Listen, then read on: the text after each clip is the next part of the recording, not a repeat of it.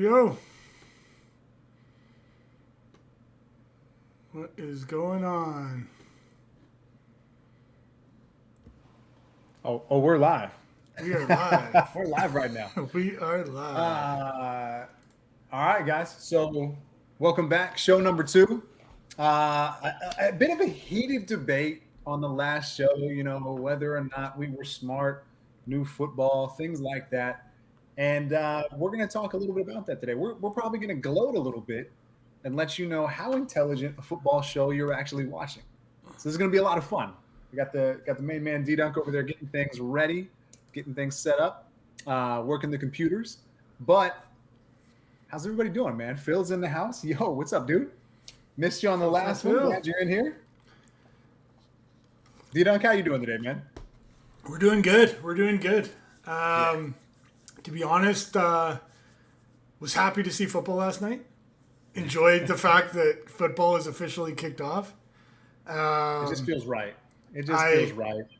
I was a little disappointed. We can get into it to start with, but to be honest, the game started to pick up a little bit as we went, and couldn't be more excited to get ready for Sunday and all day watching football, and then the Monday night game, which is going to be a bit of a burner too. So I think we got a decent little plan here. I think we're gonna recap what happened last night, go through. We have to. We don't know football, so we gotta make sure that. So we'll have to see. We'll have to see those that amazing receiver core that's better than the Chargers. Yeah. We kept some receipts. There are some receipts. The Kansas City Chiefs. I'm gonna say it, man. They've got the most impressive, top quality. Definitely better than the Chargers receiving core. Is what I remember being told, and it was apparent with every dropped pass on every second play that team ran. Yeah. I legitimately, most people that talk sports won't say it. The Chiefs lost that game because of Kadarius Toney and because of Sky Moore. No ifs, ands, or buts about it. Yeah. And you can watch any show, TV, YouTube, whatever.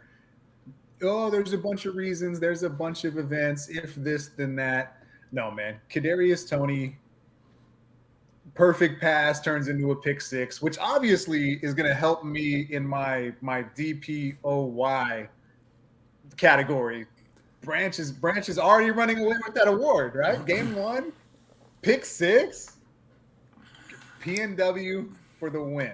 We called that. Well, easy. Let's talk about overreaction. Let's talk about overreaction. With the award. It's week 1, game 1, and we got this shit wrapped up in a bag. It's good. Anyways, not to get too far ahead, but the other thing is we are going to go through game by game. We got 15 more games this week, so we still got a lot of football left. 30 more teams to play. We're going to talk a little bit about who we think's going to win. It's probably not going to be as in-depth roster-wise and so forth. We've had some personal stuff going on, but ultimately, we are going to talk a little bit about the teams, and then we will break down a little bit about if we think they're going to cover the spread. We'll tell you what the spread. We grabbed the spread. I think it was yesterday, so there could have been movement, players in and out, all that good stuff. But we're taking it as of, I think it was a Thursday midday spread, so we'll tell you what the spread is and then whether we think we're going to cover it or not. So you'll see a little bit of back and forth by us on that. Other than that, we're excited to get rolling here and talk a little bit more about some football. So all receiver jokes aside, let's talk a little more in depth, kind of team by team, and we'll actually. I'm going to start flip side. I want to start with Detroit because everybody all day long. And probably all of last night, all the conversation was about Kansas City.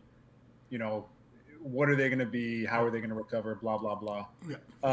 But I don't think enough people are talking about Detroit. So some takeaways that I, have from their side of things are, dude, that O-line is legit. First and foremost. Dude, the O-line ate up that KC front, which I assumed would be the case, but I noticed kind of a little bit more in depth is that when they were allowed to run block, they were washing people out. I mean, it was lanes you could drive a truck through. But when they were pass blocking, I was a little underwhelmed, man. There were a lot of times where they were trying to cut block and do a bunch of other shit. And Kansas City's defensive front, I thought was awful going into that game. But their defensive front was able to get some pressure on Goff multiple times last night. So a little bit of a two-sided coin there where the run block was wildly impressive. Right. The pass block, I was a little on the other side. Yeah. So I think the interesting part is that, and I knew this, but watching it, obviously I had a little more in-depth look at the two teams. Obviously Chiefs I've always watched, but the Lions, I haven't really watched a game to see what they're all about. They significantly lean into their play action. Right. And that's when they were getting significant pressure, is how deep Jared Goff was in the pocket, that they were allowed to come off the edge a lot more. He's not super mobile. Well, yeah, he's not mobile, but also he was getting way too deep on his pocket to allow for that rush. Like, I don't put that on the tackles on how deep he was. Like, that's a pretty hard. I don't even think it was just the tackles, though. So I actually jot down. Let me find old buddy's name here. Oh, Dana. Because, I didn't know anybody's name. So Karlaftis, I was crazy impressed with. Yes. And it wasn't that he was like consistent every single play. Just no. He had a high motor backfield. But he's one of those dudes that you could just tell. Mm-hmm.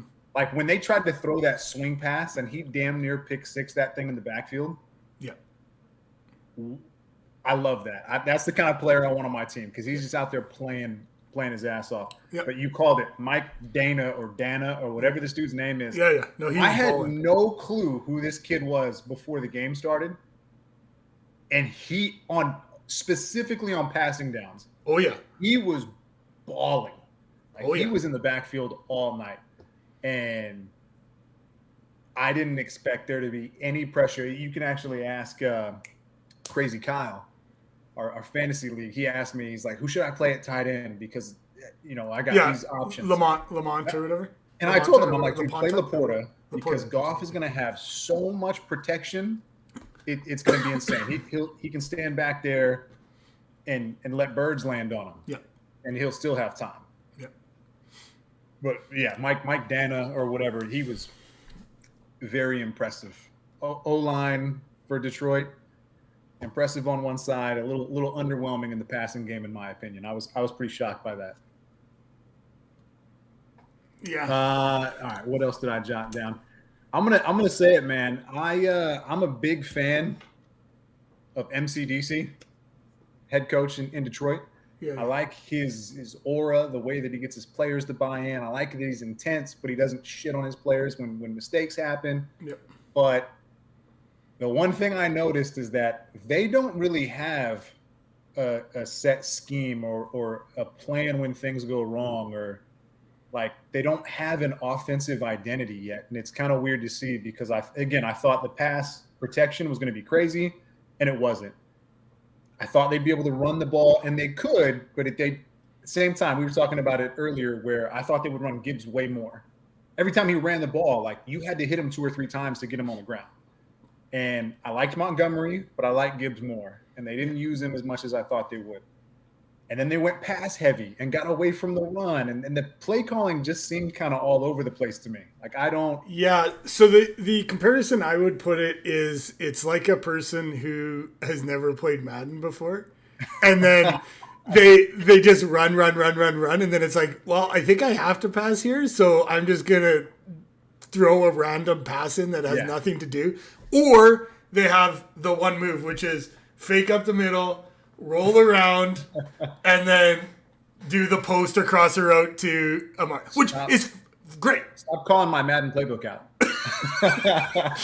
But on it, I actually was thinking the exact same thing. My biggest thing with them was, what is this?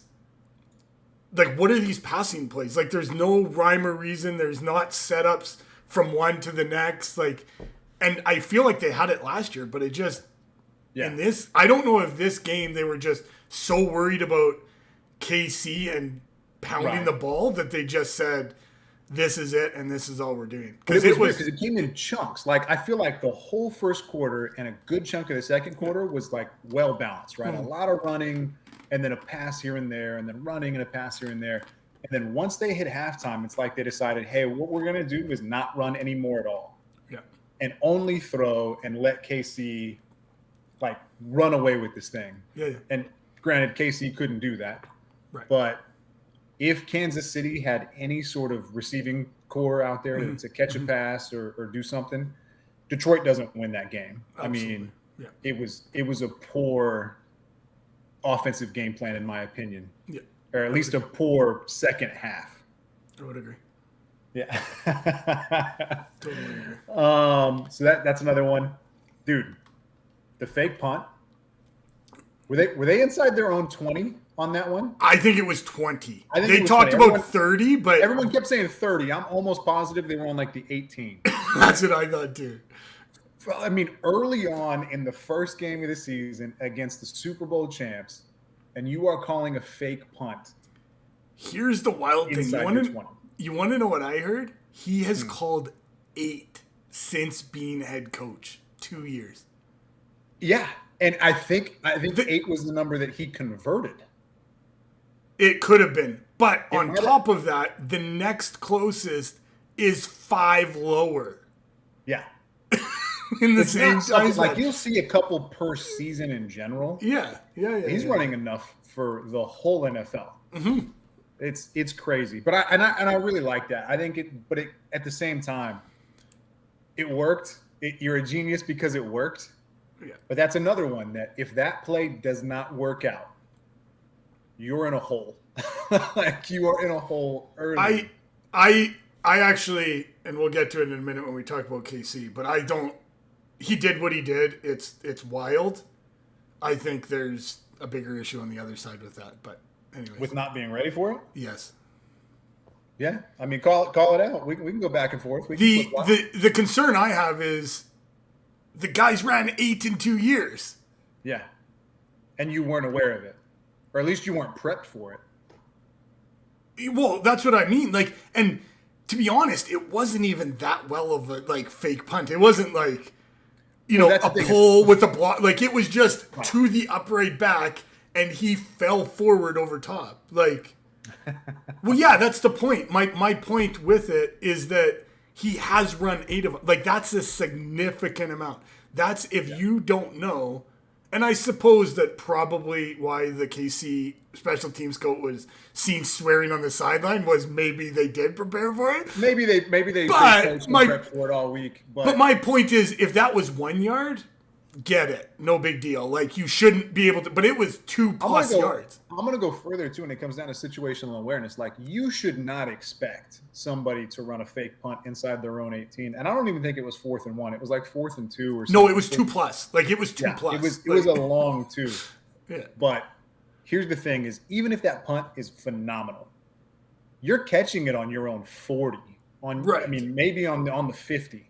So even if you get no return out of it, prep for the fake punt because you're going to have phenomenal field position no matter what.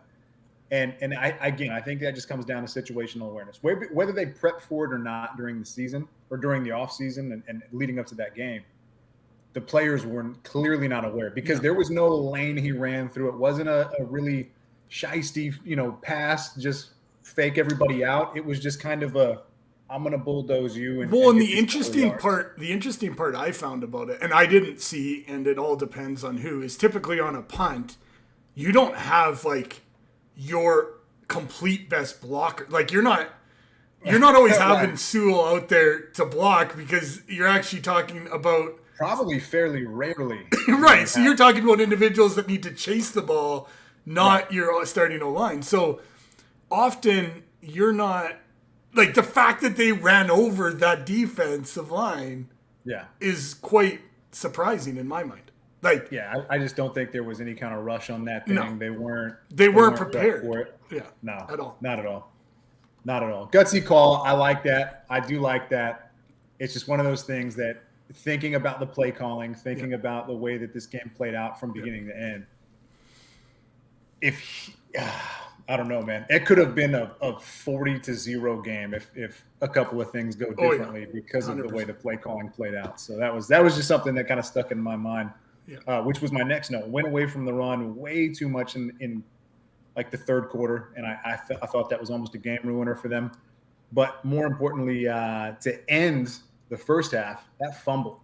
Oh, dude, they were rolling. I mean, I really do think, flip side, if they score there, Detroit probably runs away with the game because it's getting out of hand at that point.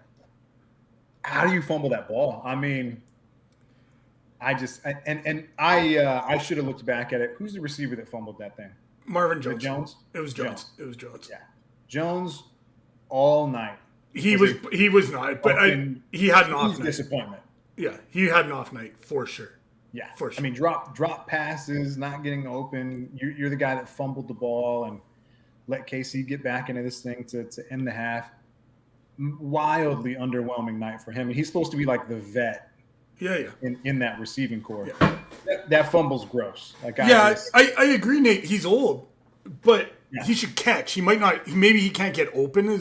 He won't get the separation. But you catch and you hold on to the ball. Ball security and catching. And that's the thing. If you're a veteran in the league, you know the importance of ball security and all these things. It's not that I expected him to shake 5 guys and take it to the end zone, but you gave the ball away.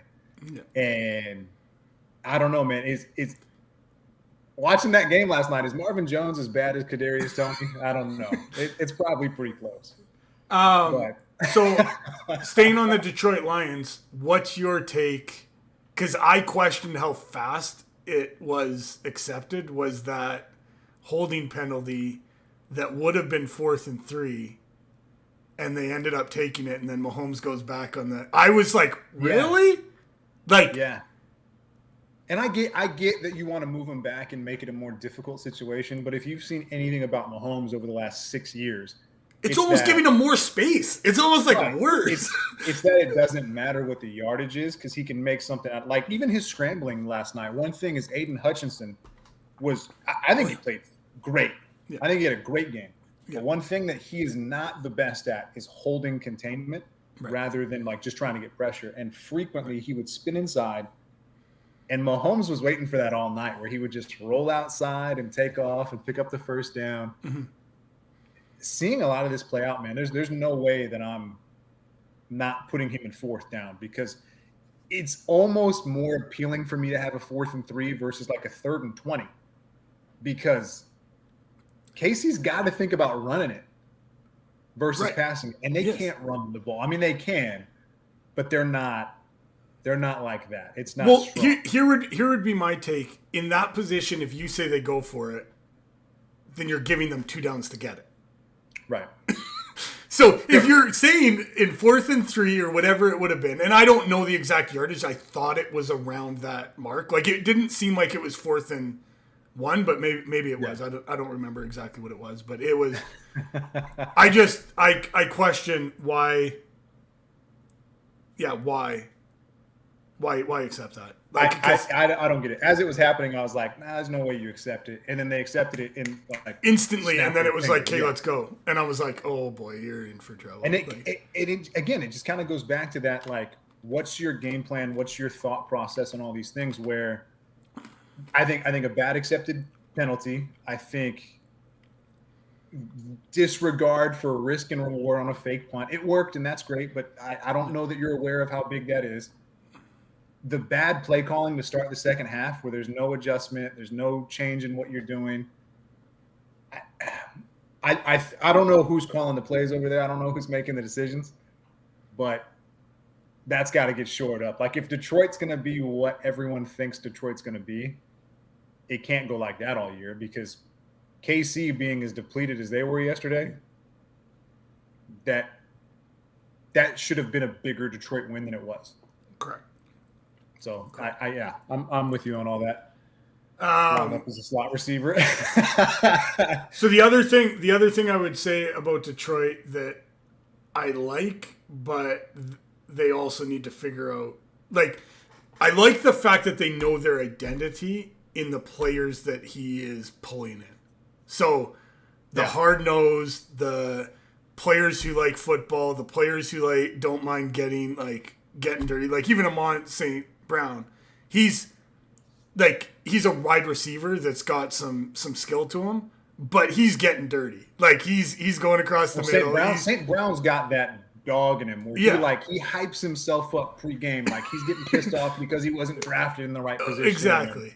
And just anything that he can use as fire, he's putting it on there. And I think the whole team's like that. Yeah. I mean, it's a running joke, the whole we're biting kneecaps and all the weird things that MCDC has said. Right. Because he's that meathead dude, but he's not like this dumbass. No. That you think he is either. And I think that's kind of bizarre how some of the things in that game played out. But I do like the way that he's constructed that team and put players in there that fit the culture he's going for. Like Penei Sewell, when they ran that last touchdown and he's punching the air because he knocked two dudes out. Like it's a perfect culture fit. Montgomery's a banger. Yeah. Gibbs is not a big guy, but he won't go down on first contact. Correct. Like, I mean, even Laporta's jumping over people. Like even CJ GJ, like he's, whether you like him or not, he's that dude. He's that dude who's like his tackle. And that's the thing about him I noticed too is I didn't know a lot about him until like last year. Because I hate the Saints and I never wanted to watch the Saints. Yeah. But one thing I noticed about him is like I had him highly regarded, right? He's a really, really high-end safety. And even last year I didn't watch him enough where he gets into a lot of the right spots in pass coverage, but he's so much more beneficial as a run stopper and as just a tone setter. Like that Cam Chancellor type of player. That's going to come up and just knock you into the past. So he's a guy, and that's the interesting part. I don't mind that they're switching to his zone scheme in the Lions. And I would almost put in a zone scheme and let him be like a spy type role. Yeah, because and just go, like be a ball hawk, hit the run, like do whatever and just figure out where to go. I find it interesting you use the term ball hawk because I literally wrote down that motherfucker can't catch. No, agreed. Well, it was so weird because he had 2 for sure interceptions and he came down with none of them. Where one was thrown at him and he didn't go for it because he was playing the hit. Yeah. And then the second one hit him in the hands and he just didn't catch it. I agree. So but I would use him a lot. I don't know that I would use him a lot like Jamal Adams where you're putting him up further. No. I'm saying almost like a floater spy in the back where he's he can shoot it, but he doesn't have he can play. But the interesting part is he led the league in interceptions last year. And that's wild to me because I can't. Because he did catch he caught everything last year, which I'm good with. I'm happy he did. Well, but, you're stoked that happened last year. But watching that game, I was like, does this guy? I don't know what it was about that game where there were no hands on the field at all. Yeah, I know. Other than the defensive rookie of the year. Yeah. He had some hands. Yeah, we'll see. But and ironically, I think bringing Branch in gives them so much flexibility to move. Absolutely. Well, and I would actually argue you could flip him. The other thing is he actually played nickel at the Saints. Yeah. And we rotated him down to nickel when Avonte Maddox got hurt. We actually rotated him down to nickel and then put Reed Blankenship in for a little bit and so forth. So he's vital for that defense for sure. Yeah, I think 100%.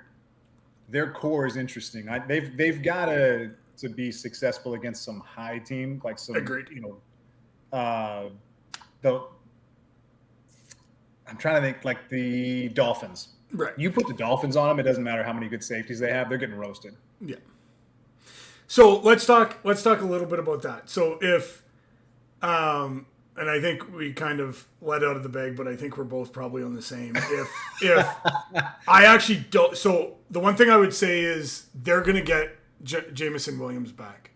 I think that's the addition they need. So if you look at Josh Reynolds. 7 or 8 or week 7 like so that. I think it's 6 weeks of he probably will come back week 7, may or may not play that week, probably will, but I don't know when he's allowed. I think he might be allowed to go back to the facility in week 4 or something, 5 or it's whatever. he can't have any contact until week 4 and then I think he's suspended through week 6. Yeah, exactly. So and then he's back in there.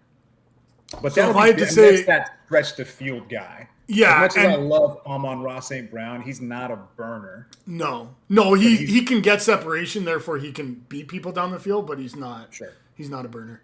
The one thing I would add would be, on offense, I don't actually think you need a lot. I like their defenders. I like the new tight end. I like the receivers. When he gets back, you got Josh.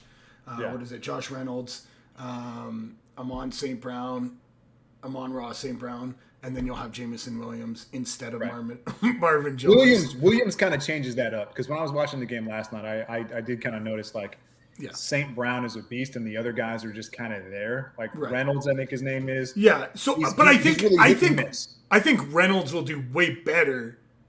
Or you put Amon in the slot, either or one of those two in the slot, and then you send Jameson Williams down, stretch it out, and then you got the crossers and the everything they like to run. Way different, completely different offense. Yeah, I think Reynolds is a good complementary piece. I think right now he's probably their second best receiver that's on the field, and he needs to be a 3. Yeah, if you're trying to be. Now on defense, I think they need a plug in the middle, because if you talk about a team so when Kansas City actually said, "Fuck it, we're running the ball." Straight in the tackles. 3 guys, because we even I said it, and I think you did. The center and 2 guard combo that KC had is monstrous. Yeah. So when they just said we're going forward and that's it, they pushed Detroit back every single time. Well, and ultimately, even the scrambles that Mahomes had were all up the middle first and then break out. Even if he went sideline, it was up and then out. Because the rushes were coming. Hutchinson to come in so you can loop around and absolutely push up to suck it, and then you're outside again. So they need a plug in the middle. I like their linebackers. I think they're still developing. I really like their linebackers. Yes. Anzalone, Campbell. He might be one of the most underrated linebackers in the league. Watching him fly around and call shit out and be absolutely the captain of that defense to a certain extent was surprising, because I knew he was okay. Yeah. But he played way better than I thought. And then Jack Campbell, as a rookie, came in and he was balling. And then what's their other one? Their oh God. He was like the Hard Knocks whatever that just broke off his Mexican name. I don't know his name. Hold on, I might have it here. I don't know his name. Rodriguez. Okay. Yeah. Yeah, Rodriguez. So when they had 2 or 3 linebackers on, they would kind of rotate him in and so forth. So I'm just hyped up about Anzalone and Jack Campbell. Watching them two fly around the field was crazy. And then they need another corner. So if I'm saying what Barnes they need, and Malcolm Rodriguez, they do have Barnes too. Yeah, so they need another corner. So they need corner. Their safeties are decent. So I have this written down. So I know we both have that GM, mentality or whatever. We're always thinking of moves you would make as if you were in the captain's seat, how would you change things around? So, and I don't know if you have any players in mind that you would go after. But I mean, there's some, but I mean, it's who's available, who's not, so forth. So yeah, looking at corner and D tackle or defensive interior. I have 2 players that I would specifically target right now. And if I was just trying to sign somebody, if I don't want to give up any capital and I'm just trying to make a difference right now, I would sign Dalvin Tomlinson at D tackle. Yep. I think he's still on the market, hasn't been signed. Yep. He's a good plug the middle. He's not going to get a lot of pass rush, but I think he would fit what their biggest fault on that front is. And then flip side, if I wanted to go find a corner, there's really not anybody on the market that I would go after necessarily. So you kind of have to go trade in this scenario in my eyes. But I would make a push for Xavier Howard from the Dolphins. You don't get him. You don't get him, but that's fine. You can say you don't get him. I don't. No, I just don't think. I don't think you get. I think the Dolphins are too stacked for a Super Bowl push. I don't know that you can get him right now, but I think when Ramsey comes back, I think they might entertain it because they've got some young guys out there too. Yeah, they're going to be in a cap situation here in the next couple of years, and Xavier Howard's pretty highly paid. Yeah. So, I think he's at or near 30 years old. He kind of took a step backwards last year, but if I'm Detroit, I think he's a difference maker. So you want to know who I go get? And he's not. He's at minimum at least just a push. I think he might be a free agent. I didn't really look into this a lot before. I only know Alan Tomlinson's a Brown. He might be. I didn't pull it up. I don't know whether he was signed to an active. I think at most he would have been signed to a 53 man, but would be Greedy Williams. Would be a guy I would go grab. I know he was cut. I don't think he got re-signed. He was cut by the Eagles. He didn't make the 53 man or the practice. So he might be on a practice squad somewhere. So he might be on a practice. Like he might have got. And I don't think he's going to be fantastic, but he's going to challenge. He's going to challenge that corner. I think he's at least as good as their second corner, or at least push them. But I guess. I mean, I don't know what Detroit's got going on at corner, but it wasn't crazy. It wasn't good. It wasn't good. Yeah. So, yeah. I would tend to agree. So my bad on the Tomlinson call. I guess J. Luke, my point being that if he's on a practice squad, you sign him to your 53 man because you need a corner. So that's what I'm getting at. I don't know if someone signed him to their 53. I don't believe someone did. He might be on practice. Doubt it. I doubt it. I mean, the fact that he's kind of getting pushed around the league, I think he's just viewed as a bust at this point. But I think he's one of those dudes that's serviceable. And if your corner room is bad, I'd rather have it be bad and athletic than just bad. Right. But yeah, I don't know, man. I could see Miami giving up Xavier Howard. You think they just wouldn't move off of him at all? I don't think they would. No. I think they're in too good a position right now, and we'll talk later about that. So. Or maybe talk later. Fair enough. I mean, I don't have a lot of other notes on Detroit specifically, other than, I don't go out on a limb very often, but I'll go out on a branch, and that dude is absolutely defensive rookie of the year. That was my last one, and we already talked about it twice. We'll see. Because we talked about Gardner Johnson. I already brought up Marvin Jones. Anything else that you want to bring up on Detroit? No, again, I like what they got. I personally believe they need to lean in, and if they're adding anyone or changing rosters, stick to your philosophy, stick to that same type of player, because I think that's what's going to work for them in order to be a legit team in the NFL and continue. So, agreed. Yeah. Cool. Yeah. Flip side, and we can talk about Kansas City. Obviously, there's plenty to talk about with them. Yeah. What's the real big obvious one again is the wide receiver situation. I mean, we called it out pregame. It played out pretty much how we said it would, other than we didn't necessarily say it was going to be a lot of drop passes.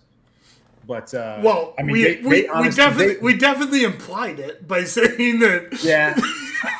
They got open more than I thought they would. Agreed, sure. But I think some of that is their receivers, which I'll give them credit. They got open, but their some of that athletic, right? I mean, they've got some freak athletes. Some of that is just straight up because Detroit's secondary did not play that well, sure. And I also think, I personally believe Detroit should have played a little more aggressive on their defense. I think Detroit was playing as if they were playing the Chiefs last year and the year before. Yeah. They were playing like so much prevent, hoping their defense would get home. Bend don't break. Yeah, the bend don't break, which worked for them because the passes were dropped, but there was wide open receivers that should not have been that. Well, here's the thing too: is if Kadarius Toney catches any of those passes, or Sky Moore catches any of those passes, game over. They're both yak guys. Oh yeah. Where if they get the ball in their hands, that's the one thing they can do, is they can move and they can make shit happen. They just couldn't catch the fucking ball, and that was not surprising, but surprising how bad it was. Yeah. I think Kadarius Toney alone, I think he dropped. Well, I'll throw the stat out early. Kadarius Toney last night dropped more passes than Larry Fitzgerald dropped in his entire career. Wow. Legitimately. He had 4 drops. Fitzgerald for his career has 3. That is wild. It's a total shit on Tony's statistic, but it's great because Sky Moore, I think, had 3 drops as well.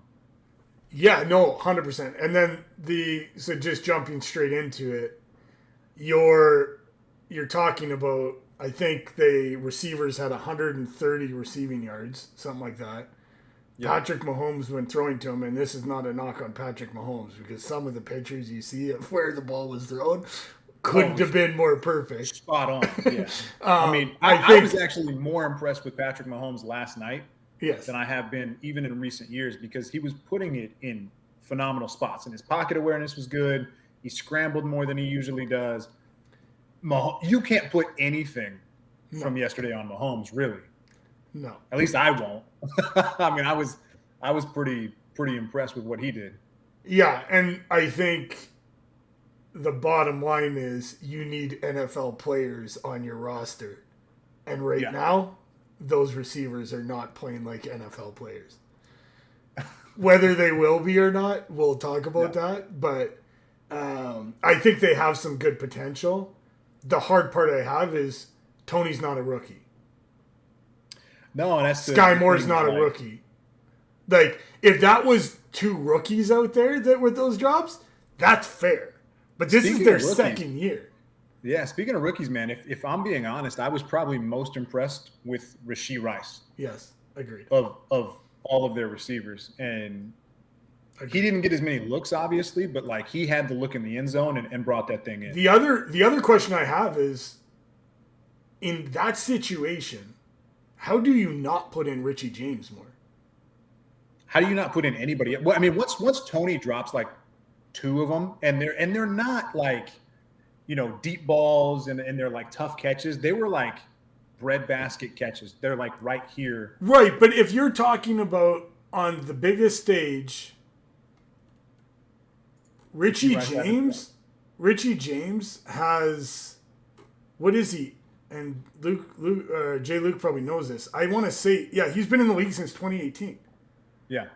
Like, has he had crazy? No, but so he had 9 receptions, not 6 receptions, 23, and then 57. He had 57 receptions last year. Yeah. And he got 2 targets. Well, and it's the same thing. Like, once this is clearly not working, right? It's clearly not a good night for Tony. Why aren't you putting in James? Why aren't you going to Rice more? Why don't you put in that Justin Ross kid and figure out what you've got there? I mean, if there's a time to figure that shit out, it's week 1. Even if it's going to end up being a loss, like, I'd rather go into week 2 knowing what I have. James was second amongst receivers in snaps last night. He played a lot. Really? Jay Luke's doing research. Okay. I could be wrong. Like I've been wrong before, but well, and I think honestly, that they just thought. Yeah, but here's the thing. Like, I know you and Nate both said, why not put in Ross? Ross is listed as their 7th or 8th wide receiver. I would take their 78th wide receiver over Kadarius Toney at this point. Agreed, but then you're straight up saying, like, let's also let me put a little bit of, do I think Kadarius Toney played terribly? Yes. Yeah. Do I think his biggest issues were on the last 2 or 3 drives? 100%. Like, his you put it that far in, because I think it was all game long. He had 1 catch. He had 1 catch. He also had 4 drops, and 2 of them were in the 4th quarter. Yeah, I don't know, man. And I'll even go further with the Toney thing, since we're heavy on the receiver topic right now. Is I think it would have been wise of Andy Reid to find other ways to get Toney the ball, right? Because Toney is, he's a game changer. He's a playmaker. So running some kind of end around, running some sort of screen pass. Was it Sky Moore or Kadarius, who did the fourth down? I don't remember. That got blown up. I couldn't tell you. Do Do you remember who that was? Because the other one is, and anyways, I don't disagree, but the other one is... I think it's a confidence issue. When you drop 4 passes, you have a confidence issue. So if there's a way to get the ball in his hand that he cannot drop the thing. I didn't know that was Rice. Okay. That was Rice? Okay. But if there's a way to get him rolling, if you're going to leave him in the game, I mean, I think it's just smart to find a way to get him something and then try to build off of that, whether it's the screen pass or some kind of fucking swing pass, end around, something. Yeah. Just to see, like, if that doesn't work, then call it. Put him on the bench, see what you've got in Ross, or run one of the other guys, whatever. Right.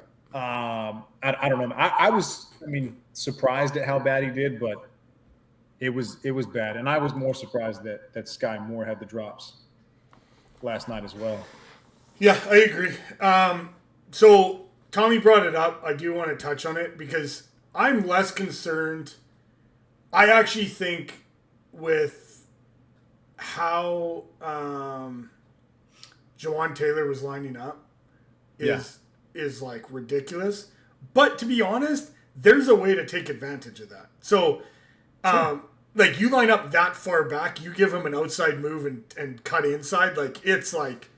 Well, I think that's the whole reason that Hutchinson was playing the way that he was, where he eventually was spinning inside. And it worked. The problem is Mahomes picked up on it and started swinging outside. So I think you've got to get creative in the way that you're pulling. Well, or you do stunts and you have the guy come out. Take the other guy outside. You take the other guy and you tell him he's got contain so that you end up. Anyways, that's the less. My bigger concern for the Chiefs is that guy was telling every player whether it was a run or a pass. Because he went from 5 yards behind the line of scrimmage to 1 yard past the line of scrimmage when it was a run. So it was like an open book. It was like, and that's talking about that 4th down run. That was not Rice's fault. They knew it was a run, and yes, you know it's 4th and 1 or whatever. But all of a sudden, he's like I want to say he was offside the other way. Like, he was like so far up, it was obvious he was running. Like, there was no sense about it. He had a good game. Like, his actual play wasn't bad. But it's, I don't know, man. That was a weird game for him where, like, the alignment was weird. He false started a lot. And luckily it didn't get called, but it did get called at the end of the game. When it mattered. And I think that's the thing. Is like, if you're a Kansas City coach and you're getting away with something, do you want to just wait and hope that you get away with it all game long, or do you want to fix that early? Because we all know refs do what refs do, and they're going to pick a time to put their stamp on the game. And at the end of the game, that's when they did that. And it was when KC was trying to make that drive. They're moving backwards because of false starts and shit like that. So I almost partially put that on the coaching staff too, of like, dude, you've got to see this. They're calling it out live on air. Everybody's talking about it. Like, you've got to make that adjustment as a coach, I think. Taylor was fine? No. The first sentence in that comment is completely wrong. No, so I agree with Russ in the fact that the issue is I have no problem with it up until around the first half. You got away with it. Good on you. Now start creeping it back up because you're going to get called. And again, you are giving it away. It's not, I don't even care as much that he was doing good and like making the block. The problem was he told everybody that it was a pass or a run. And that's an advantage to the defense if you know what's coming all the time. Yeah. So I get it. I mean, I don't agree. If you can get away with something all game long, I actually want to push that as far as you can. I actually have less concern about the early step than I do about the. They very seldom call that on tackles. They just call it an early jump. So the early step is one thing. Like, is it a bit cheap to pull it all the time? Sure. But if they're not going to call that, they're not going to call that. The alignment's crazy. The alignment's crazy. And my problem is if you develop that quick step and that's just like your go-to every single play, that's what you're doing.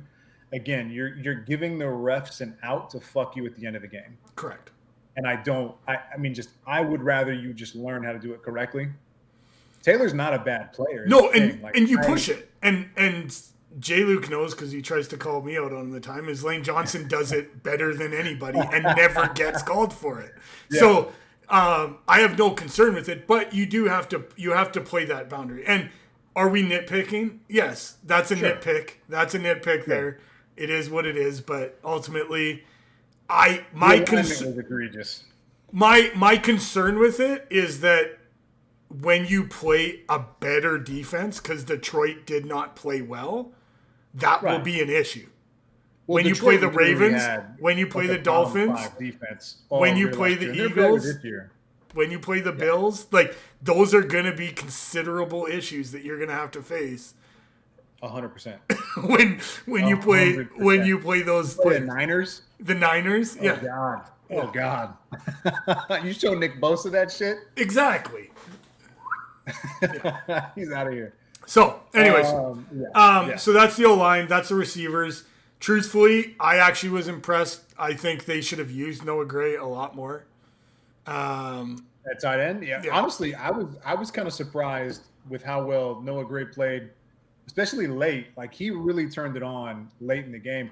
But even Blake Bell, man. Blake Bell. Yeah, Blake Bell played well. Tight end. Blake Bell was way better than you'd expect. I was quite surprised they don't use, from what I've seen, and again, I only watch the Chiefs when it's a Chiefs game I want to watch.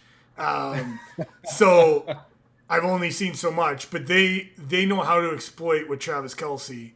And I was quite surprised they didn't utilize even a backup tight end as much. Sure. I get that it's not Travis Kelce. You'll never get Travis Kelce. He seems to have this similar. He's definitely nobody's Travis Kelce. No, but he has the same play style. I'll call it where you saw it late in the game where he spun off some guy and he's gone for an extra 10, 15 yards. Like he has the physical capabilities to do a lot of stuff that I don't think anybody going into that game was like, he's going to be one of their better options. Right. I think if they went to their tight ends more last night, it would have improved quite a bit of what they were doing. Yeah, agreed. Both of them, not just one. But like I said, Bell. Agreed. Bell was playing well too. Agreed. Don't play the Niners until the Super Bowl, man. Yeah, true. But if you got Taylor lining up in that Super Bowl all fucked up, I guarantee you that game doesn't end up that close. To be fair, the other thing I do want to throw out there is that game. The Chiefs win that with Travis Kelce. There's no ifs, ands, or buts about it. There's I think there's potential even without Kelce that they win it if they have Chris Jones. Agreed. If they have, we'll get there because we haven't got to the defense yet. I think with Travis Kelce, they win that game. My concern is they might not win other games with just Travis Kelce. So they. I think with that receiving core, if they don't figure out how to catch balls, you can quadruple or 5 people on Kelce, and it won't matter. And I'm talking about they're getting open, but I don't even know that it's all them. They're extremely athletic, they're getting separation, all that good stuff, but you have proper people. I think that defense, and we'll get to the KC defense in a minute. I think that KC's defense could have covered and shut down that offense, and that's not okay. That KC's defense could have shut down KC's offense. So, agreed. And you should go back and check out his. I once saw a podcast 2 days ago that talked about how bad they were. So. Yeah, where Patrick Mahomes didn't even need receivers. He didn't even need them because he was that good. Yeah. We're overvaluing receivers, and those receivers are better than the Chargers. But we don't got to get into that. So that's I think that truthfully they win it. The tight end matters. I think they could have used either of the other 2 tight ends, Blake Bell or Noah Gray, and probably would have won that game because they caught almost all the balls that were thrown to them. So they got some good depth there that they didn't really utilize as much as they could. And then I guess just because it is offense and that's mainly Andy Reid, you're getting into my territory because I have it written down here that Andy Reid did not get creative enough I think that Andy Reid made a couple questionable choices that I have not seen him go that questionable before. Well, again, and it goes back to my Tony statement where when things are just not working, you've got to try something else. And I get that you want to ride it out because technically receivers were getting open, but you've got to find a way to either build that confidence up or do something different. Yeah. And it just kind of never happened, right? Yeah, and agreed. It's not the end of the world. I think they should have used their running backs a little bit differently as well. McKinnon is one of the few players on that team, like very early in the game, his route running was great. He was getting open. I think if your receivers are not playing well, utilize McKinnon more. McKinnon is an absolute weapon on that team. I would have lined up McKinnon at wide receiver at the end just to say, you can't catch. So I 100% I would have, especially with the routes they were running, those crossers and kind of middle. They weren't going crazy deep routes. But, I would have used McKinnon way more, even if you have to run dual back sets, because I like Pacheco a lot. That dude runs hard. He gets the extra yardage. I like having him on that team, especially with that interior O-line that they have. But McKinnon should have been used more. I think Reed should have gotten creative with some end arounds or screen passes or something different on the outside, not necessarily right on the inside because Detroit's corners. Who's Jet? Sorry, I don't know your players' nicknames. McKinnon. Okay. He's called Jet. Okay. I know that because he used to be a Viking. Okay. It's a good pickup. Okay. McKinnon should have gotten way more. Okay. Way more use. Yeah, no, I completely agree. Completely agree. So, but the other one is, I don't know. I understand in most circumstances going for it on 4th and 20 or even 4th and 25. Oh, here we go. Okay. I don't agree. This is at the 2 minute, right before the 2 minute warning. Just before the 2 minute warning. Yeah. I mean, the game's over. It's a fun conversation right here. The game's over. You don't like it. You don't like it. I don't like it. I get the fact that the way that Detroit was running, they probably would have got the first down. Sure. My argument is they would have had to get 2 first downs, especially the way that their punter was outstanding, Townsend. Sure. He would have put them back on the 20. They would have had to get a first down. I don't think the Chiefs were actually doing okay. They weren't doing great, but I do think that their defense just got to stop. I get what you're saying. I get the 4th and 10, 4th and 15, 4th and 25. Yeah. I get it. Yes. If Sky had it in his hands and dropped it, agreed. But and that's fine. My point is they didn't get it. That was happening all game though. Just play a little bit of field position, get a little bit closer. Your punter is better than theirs, so you stop them. You will be around the 30 or 40 instead of on your own 20, giving the ball back to them. So that's my take. Devil's advocate because I feel the exact opposite, and I get your argument. And I don't hate it, but I would have went for it. Here's my reasons as to why. 2:07 is where the clock is at. If you punt that ball, good chances that punt rolls into the 2 minute warning and you lose that timeout. Because I think that punter got hang time. It's going to bounce somewhere. It's going to roll around. It's not going to be an immediate stop. So you probably lose the 2 minute warning. You punted out of bounds, but and I didn't clarify that. You hope to, but how often does that go perfectly? It goes out of bounds. The way he was punting, it goes out of bounds. You hope so. I'm going to say 7 seconds is not a lot. I would have concerns that we lose the clock stoppage of the 2 minute warning. I think 4th and 25, it's crazy, but your field position's not bad at that point. You're not. I mean, okay, you're giving it up on what? Where were they at? The 40? 20. 20? No. Yes. They were on their own 20? Yes. It was I feel like they were further than that. No. I mean, I could be wrong, but I want to say it was Give me some feedback here because I feel like they were a little further than that. I don't think it was that far. No, I think they were even if they're on the 35. Let's say they're on the 35 or the 30. Even if I give the ball away, the clock stoppage matters, and I'm willing to give them a field goal because it's a 1 point game at that point. So I'm still within a touchdown and we win the game. They were on their 35 or so. Okay. Thank you. I'm not just handing away a touchdown here if we don't get that. But I think, again, kind of like you said, their defense was getting stops. So even if I give them the ball, they were on their 30. Sorry. Okay, perfect. All right, I'm comfortable with that. Mahomes 30. What do you mean? Like, we're talking. It's a gimme field goal. Hey, it's a gimme field goal. Yeah, and I'm happy and I'm good with that because what they're going to do is they're going to play for the field goal. If you have a 1-point lead, last little bit of the game, and you're just trying to drain clock. Okay, cool, perfect. I'll give you the 4-point lead or a 1-point lead. I still lose, so I'm willing to go for it. If we don't get it, cool. You never know, too. I mean, okay, we're implying that they just throw an incomplete pass. Again, what if we do some creative shit and we get 22 out of those 25, and now we're giving it away on the 50? Here's my question: Who's played better to this game, your defense or your offense? Depends on the quarter. Depends on the quarter. I agree. I get what you're saying. That's my point is not that in almost 98% of the times you put that ball in Mahomes' hands every time. Sure. But that game, sure.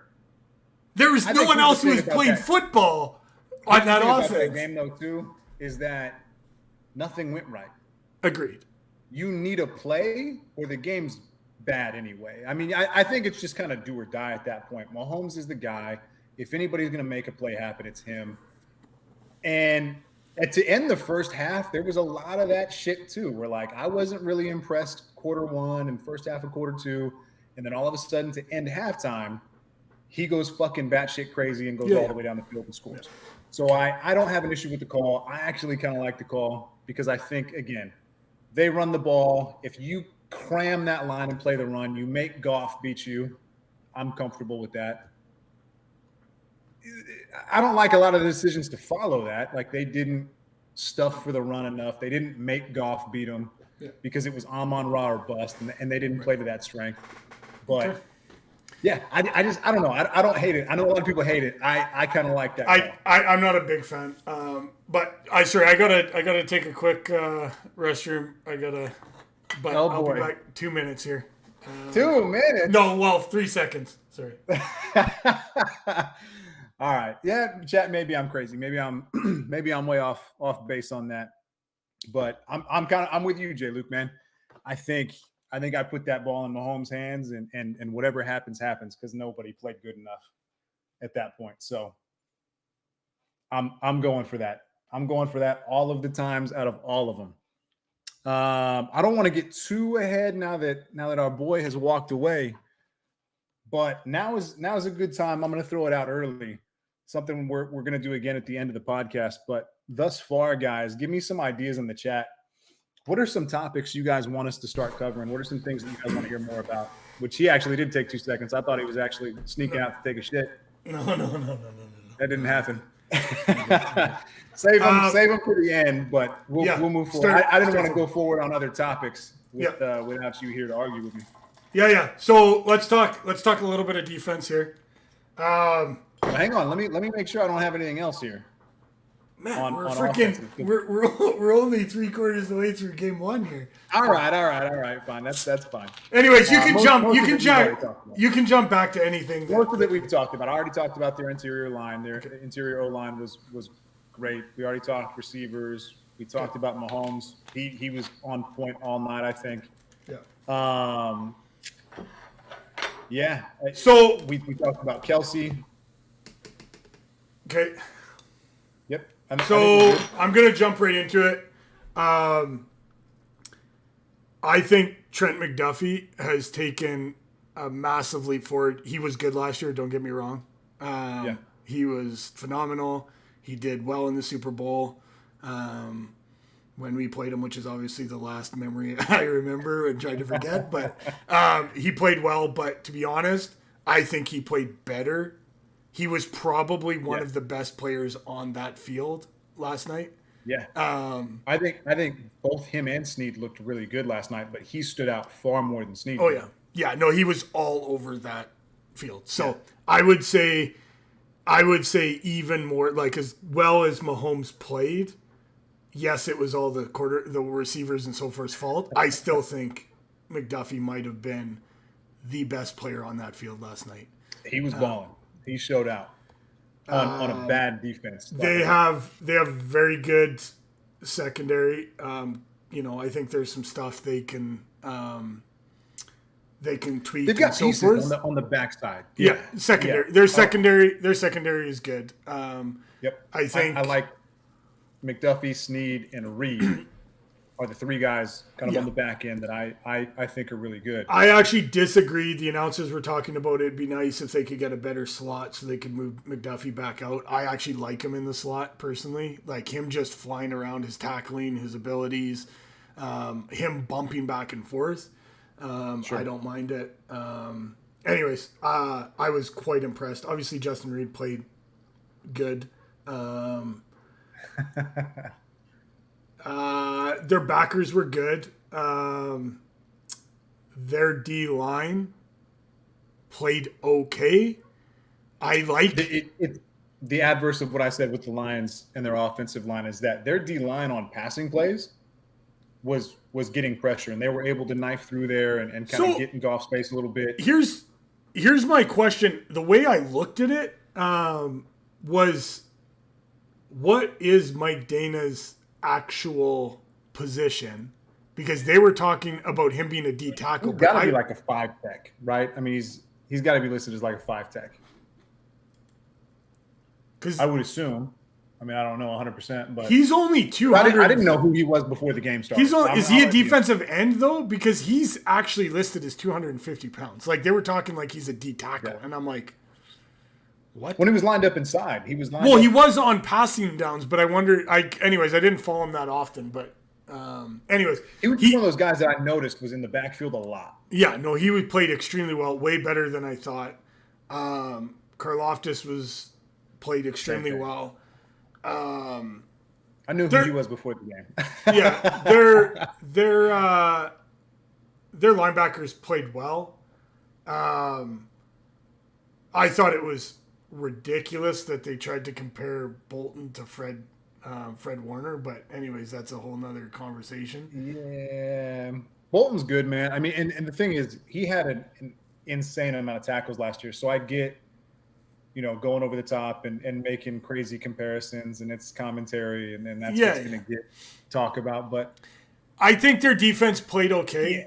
They straight up need to get Chris Jones back or trade him for some pieces. That's you need to make a decision on that, because at this point, if I'm Kansas City, I honestly I don't want players that are in it only for the money. I'm gonna be that guy, because he's got Super Bowl rings. Now he's sitting out when you need him most. I don't like that mentality and that quality, and I don't blame him for it. This isn't me like shitting on Chris Jones. Go get your money, dude. Like you've got limited years to go stack up as much as you can, so go do that. Yeah. But if I'm KC, I think the first thing I do is I put feelers out there to see who's willing to trade what. Because if somebody's going to give me high-end draft capital or a good player return or anything at all like that, I think I'm happy to make that move, because it's going to keep the cap lower, and I'm going to have a little more flexibility. And flexibility is something they're going to need as Mahomes' salary climbs up in the next few years. Yep. What's going to happen with Kelsey? You've got a few situations you kind of have to clean up. But you're right. I mean, if you're going to bring him back, you need to do it now. Yeah, 100%. Bring him back now. Now, if I'm, again, we're at this point, and you can go back and talk a little bit about your defense, take on some of those. But we're talking about an individual, and if I'm the Kansas City GM, what's my move? What do I do? Yeah. I stay with the way that I've typically ran the organization and Veach, and I say, I'm not paying you more than I say I'm going to pay you. I trade you away for a Tyreek type trade. whether I get as much or I don't. Either way, I get some high-end draft picks or I get a marquee player. And to be honest, I put it on that offense. I go get I go do a AJ Brown type deal and get a receiver. I do. I go. Who do you go after? Who do you go after? Like in your mind, does anybody stand out that you're like, maybe he's attainable, or because I don't really have a receiver that comes to mind that I would like go after, at least not right now. There's a receiver that I would go after in like potentially 3 or 4 weeks. It's a big name. So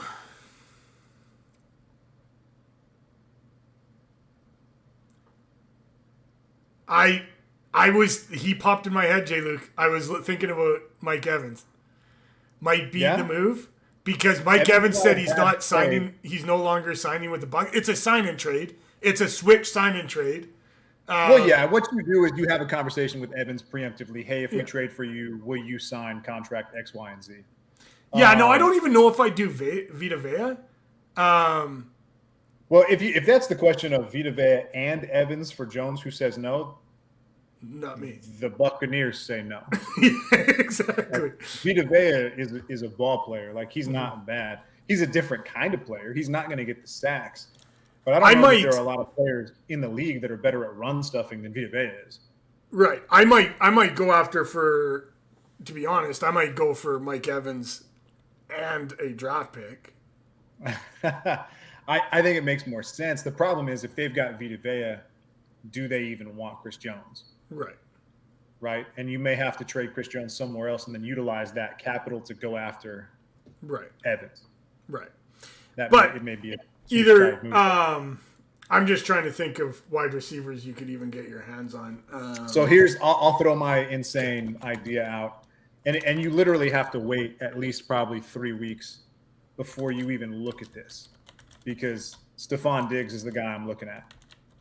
And it's literally only based on offseason drama.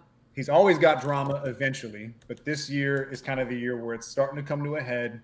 There was talk about him, wanting a trade or requesting a trade, and he kind of poo-pooed that or whatever. Right. But I think if the season doesn't go right, like if somehow the Jets win week 1 and then the Bills lose week 2, and in the first 3 or 4 weeks you're like 2-2 or 1-3, and Diggs isn't getting the looks that he wants, he's probably pissing and moaning in that locker room and causing problems. So at that point, if you're the Bills and you're 1-3 or 2-2 and he's becoming a problem, and you kind of have to start looking at your cap situation and what you're going to do long term, it's kind of the perfect time for KC to come in and go, hey, what do you think about this or this? And maybe you trade Jones somewhere else. And again, throw draft capital at Buffalo. But if you're going for wins and you want Super Bowls right now, there's not a lot worse. There's not a lot better you can do actually than Stephon Diggs. No, you can't. Be reasonable. J. Luke, tell me that Diggs has not been a problem. No, he's saying would the Bills give up anyone to the Chiefs? Oh, not trading with you. You never know, man. It's one of those things that, like I said, you have to wait and see what happens with the Bills. If the Bills are 4-0, the Bills 99% are not trading Stephon Diggs, right? They're just doing too well at that point. I'm saying if things go poorly, if they hit a bump in the road or Diggs start to cause, locker room drama or anything that Stephon Diggs traditionally does at some point in time in the season, eventually they're going to get tired of hearing about it. Diggs is also not 24 anymore. I think he's 28, 27, something like that. He's starting to get to the point where he's got a couple of years before he hits 30. Do you really want to deal with that drama long term? I don't know, man. I could see it happening if the Bills are not running that division. So the only other one I can think of, and I don't think they do it just because it's division, but would be Devontae Adams. Devontae Adams, really? Okay. Yeah, the in division would be tough. That's the if they weren't in division, I would say you start working a deal. Because I think that the Raiders are going to start shitting the bed, and Devontae's going to. I had a similar thought about Jerry Jeudy. Where I thought about same thing. Well, I looked at those two, but both are division. The division's tough. So off the wall pick that I don't think anybody would really think about, but it might make sense based on the new construction of the team and age and all this and that, would be Tyler Lockett. Tyler Lockett's getting, I think he's 30 right now. Yeah. They just drafted JSN. You still have DK, so you're not in a bad receiver situation if you move Lockett. I think Lockett's probably more easily attainable as far as like how much do you have to give up to bring this guy in. It's not an in-division direct competition, and Lockett can probably do anything the Chiefs need him to do. He'd by far be the most sure-handed guy they have. But I think Lockett would be pretty versatile for that offense. He would fit pretty well. He's always been a coachable dude, a good cultured guy. Yeah. But anyways, they need to make a move, and they need to make a move with Chris Jones right away. The Chris Jones things, it's got to get worked out in some way, shape, or form. Hollywood Brown's probably easy to get. To be honest, I mean, Arizona's trying to lose games at this point. They gave, they let Hopkins walk. They cut Hopkins. So if they're willing to ship him out for nothing, the only thing I would say about Hollywood Brown is that he is like best friends with your unfortunately franchise quarterback.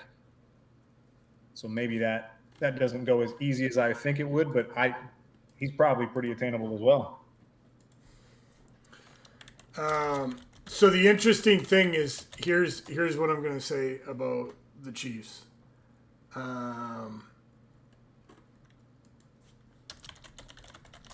So Chris Jones has stated he is willing. I love this. Is willing to hold out until week 8. Yeah, till the trade deadline. Because at that point, it's then registered as a year. Like if he goes past that point, it's no longer classified as a year of his contract. He's now gone past that. Right. So he's not going past that point. So here's the question. If you don't get Chris Jones, what will the Chiefs records be? Week 1, the Lions, they're 0-1. Then they play the Jaguars. Win or loss? If they play the Jaguars with the team as it was in week 1, well, I mean, do you have Kelsey back? I assume you got Kelsey back. Sure, assume you got Kelsey back. So if you Kelsey, I think the Jags still take that game probably. Like the Jaguars' offense is so much more prolific than. Oh yeah, and defense and the defense, like they're just all around. It's a better team. Better team. Yeah. Bears. They crushed the Bears. Okay, so they're 1-2. Jets. It should be a close game. I think the Jets are shit, man. I think they beat the Jets. I don't think they do. But, sir, I'll give you 2-2. Vikings? Nah, if they don't have any defense, we're running them. Our offense is high-powered. Okay, so you're saying 2-3? This Kansas City? Yeah. Okay, 2-3. 2-3. Broncos? They beat the Broncos. 3-3? I'm picking them over the Broncos. You think otherwise? So hold on, 3-3. Okay. Chargers. Chargers mollywop them. Okay, 3-4. Broncos again. Now, here's the thing: is I think the Broncos are going to be nearly as bad this year as they were last year. So I think they may take a step up, but the thing is it's a division sweeping. I get that, but I think the Chiefs are something different where. Detroit is supposed to be a good team this year. Agreed. And they played them all the way down to the wire. Agreed. So even if that's the case, you're saying that's 4-4. 4-4. Right. That's a tough road back. Yeah. So if you can't get pushed on defense, it makes it tough because as well as their corners played and as good as Reed might be, their offense isn't good enough to make they're a middle of the road team, and yes, even with Kelsey, their offense still isn't prolific enough.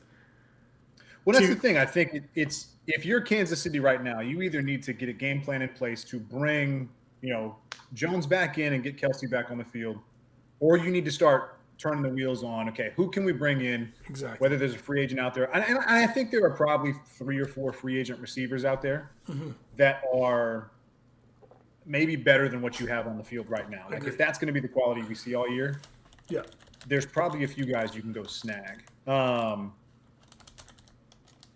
But even at that, like even if it's 5-3 or even somehow 6-2, like that's not what you'd expect with that being your lineup of games for 8 weeks out of the Chiefs. Nate thinks they split. Nate thinks that Denver takes one. And I mean, either way, my point is 3-5 or 4-4. I'm fine either way. Yeah, it's a problem.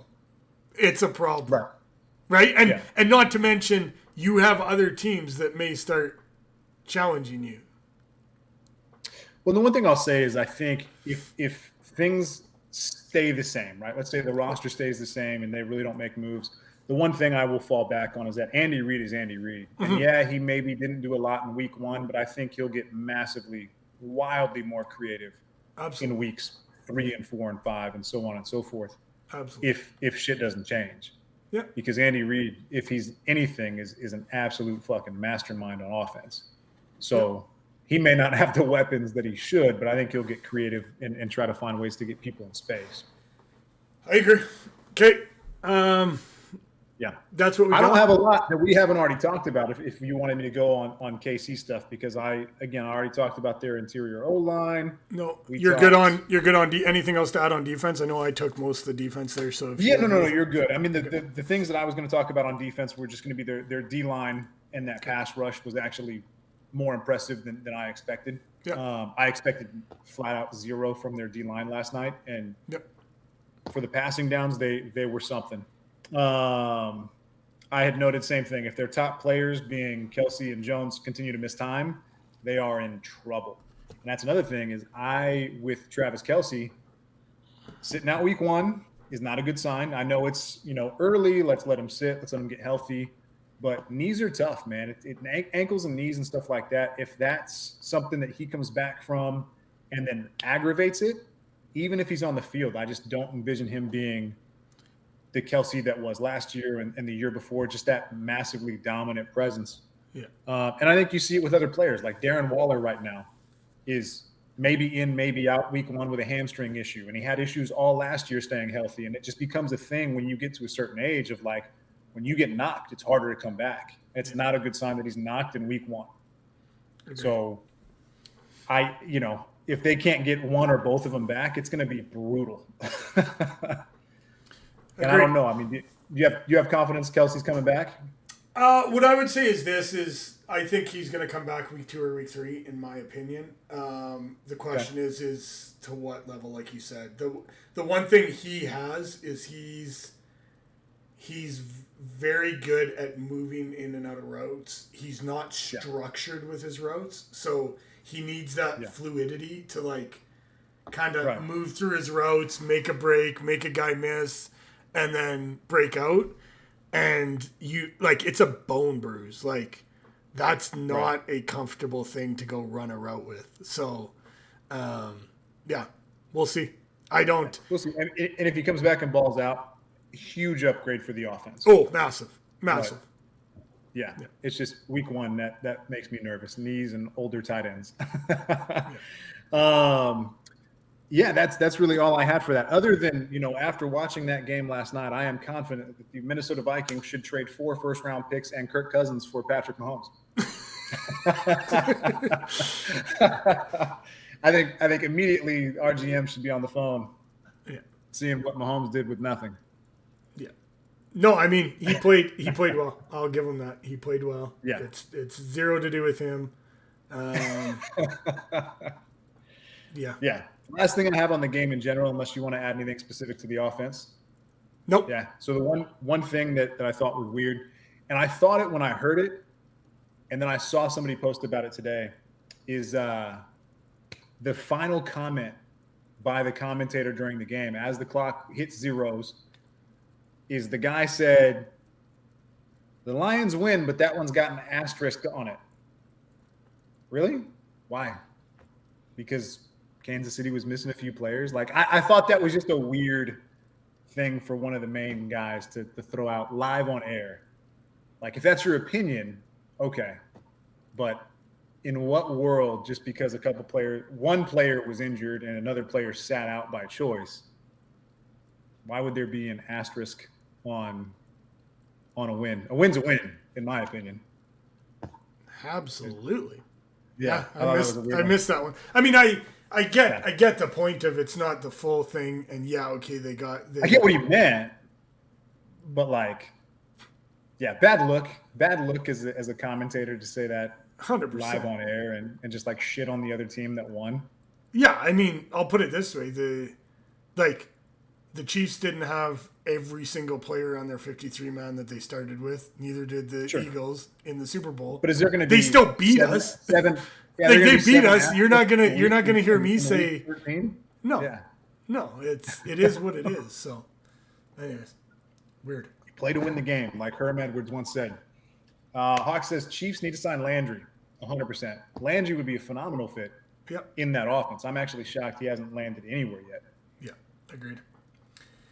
All right, let's rip through some games. These will be fairly quick. Not a lot of in depth on this front. But yeah, I know. Same thing on my side, guys. I didn't go into it before the stream, but I've been in the hospital with my kid twice this week and learning a new job that I just signed on with, and there's been a lot of shit. So I definitely did not spend enough time getting like crazy high end statistics. You can tell as I call out a defensive tackle that we should sign, and he's already on a team. But yeah, picks. Let's get into them. You want to go first? Or you want me to go first? Give it. Go ahead. Me? Go ahead. Yeah. So first game the first game I have on here is Panthers Falcons. I have the Falcons winning this one. The spread on this one was 3.5 yesterday. I do not have the Falcons winning by 4 points or more. And I don't know. I didn't look crazy in depth on whether I'm even reading that spread correctly or not. I think the Falcons are definitely the better, more cohesive unit. I think the Panthers actually have the higher end players, though. When you look at Burns and Horn and the other guys out there, is if they can put together just a nasty defense, that may change the outlook of this game entirely. But I feel like a lot of change. They don't really have a great offense. The rookie quarterback coming in. I actually don't hate their receiving core. Their receiving core is kind of nice. They've got my boy Thielen over there. Yeah. But they've got, I think, one or two other receivers that are fairly decent, and I cannot think of names right now. But anyway, I just don't envision them putting an offense together that's going to be moving the ball up and down the field, that's going to be consistent. I think Falcons defense will be better. I think the Falcons are going to run the ball a lot. I do think this year overall, Pitts does better than he does last year. Receivers will be better than they were last year. Quarterback play will be better. Falcons win. It'll be a close one. Okay. Nate's saying he thinks Thielen and Chark are hurt. I don't know if that means out, but I guess we'll see. Either way, I have the Falcons winning. I actually have them covering the spread. Okay. I think, to be honest, I don't think like you said, I think it's going to be run the ball a lot. I also don't think that the Panthers are going to get into the groove enough to actually, because it's a rookie QB. He's going to need a little bit more time to kind of get the connection. And do I think it's going to be 14? No, but I do think that they're going to get a 7-point lead or a 10-point lead and win it. So and just roll with it. My thing with that is if they can get the running game going, that'll be solid, and they could 100% cover if they can get the running game going. My thing with the Panthers is they actually have a nasty defensive line with Derek Brown in the middle, Burns on the edge, so they've got enough presence up front to where I'm wondering, does the running game take off the way it should, or do they have to kind of get a little more creative? Right. And young quarterback, iffy receivers. Pitts, maybe not. But I think they win regardless. So next is Bengals and Browns. Bengals are giving 2.5 points to the Browns. That's crazy. So I have the Bengals actually winning. Okay. Now that being said, when I actually looked at this one, I was shocked at their record in the last 10 games. So Yeah. apparently the Browns have won 8 out of 10 games against the Bengals, which blew my mind. So I'm not actually as shocked by that as you are because for whatever reason, the Bengals play terrible usually in week 1. right. Last like 3 years. It's just like that's by far their worst week of football. Yeah. The Browns, for whatever reason, play games really tight almost all the time, especially divisional games and things like that. I do think the Browns are going to be a lot better this year than they were last year. I do. But I have the Bengals actually winning this one. I just think it's one of those things. Burrow is not in year 1 or 2 anymore. He's Joe Cool. You got Chase in there and getting to the point where he's playing for a contract and I just don't know. I can't see the Bengals dropping one in week 1. They should win. It's going to be a close game, but yeah, and it's 2.5. I got them covering the spread. It might be a 3-point game, but I think that I don't think it'll be a 1 or 2 point game in my opinion. But so I got them covering the spread, and it might be a 3 or 4 point game, but it's 2.5 points. Same. Yeah, I think it comes down to a close win, but I have them covering as well. Yeah. Next game, Jags and Colts is what I've got here. This one was a 5-point spread for this. I have the Jags winning and absolutely covering a 5-point spread against the Colts. We kind of talked about it. The Jags. I think they're well coached. I think their offense is high-powered, and they're going to be even higher-powered this year than they were last year. I think their defense is absolutely solid. I think the Colts have nothing but issues right now, and their new quarterback could totally be dynamic, but you're not going to have your best running back. You really don't have a lot of receiving threats. Your quarterback, we have no idea what he's actually going to turn out to be. Mm-hmm. I don't think their defense is great. There's just a lot of questions on that entire roster, and honestly, in the front office. Yep. Agreed. I'm saying I don't. I think the Bucs got an okay defense. Like they're. I mean, I think it's the Colts. Or sorry, where are we on? Sorry, we're on the Colts. Sorry. Jags Colts. Jags Colts. Yes. No. 100%. I think Jaguars are covering it easy. 5-point game. Yes, I got it covered. Yeah. I think that I think the Jags have the opportunity to be a top-tier AFC team, and I think the Colts may be a bottom-tier AFC team. So I think the Colts, record-wise, are drafting top 5. They're in there. I mean, they could do better. We'll see how week 1 goes, but Jaguars. I got the Jaguars in the playoffs. I got the Colts drafting in the cellar. Yeah. So yeah, no problem there. Sorry. Jumped ahead there. Vikings, I do got it, and I do have them covering the spread. I think the Bucs got a decent defense, not top 5 or anything like that, but they got a decent defense.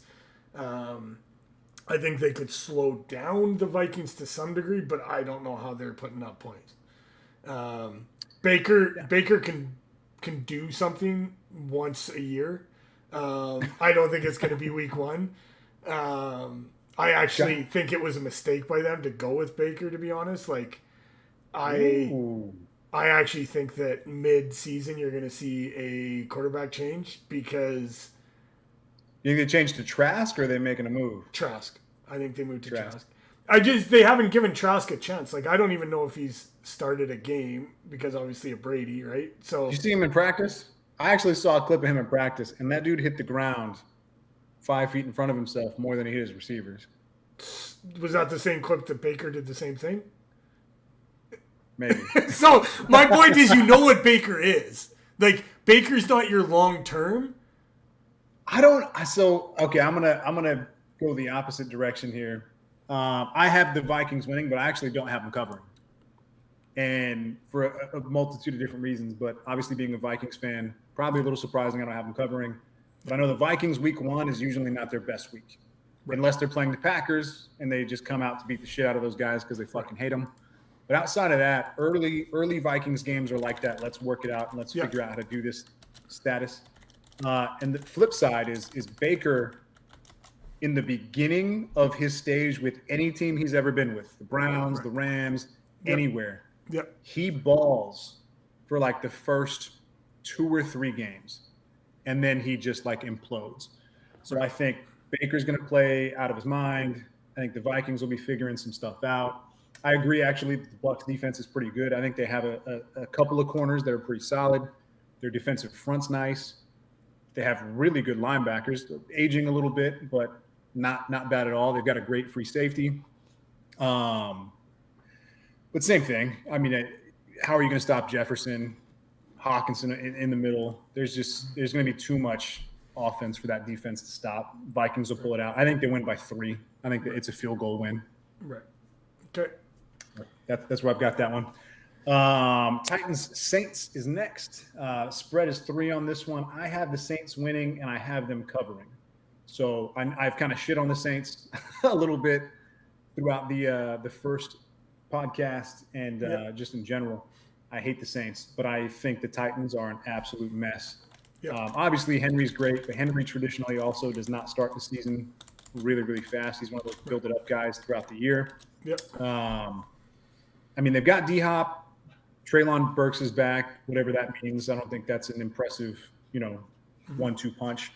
I have no idea what the quarterback situation looks like. Tannehill was not as good last year. You've got 2 other young guys. You have no idea what they are, and they don't seem real keen on playing either one of them.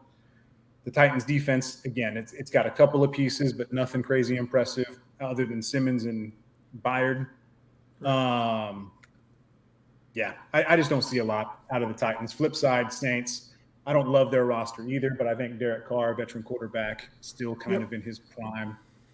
A couple of weapons on offense with Olave. I think the running backs, whether Kamara's there or not, are better. Or not better, but they're good.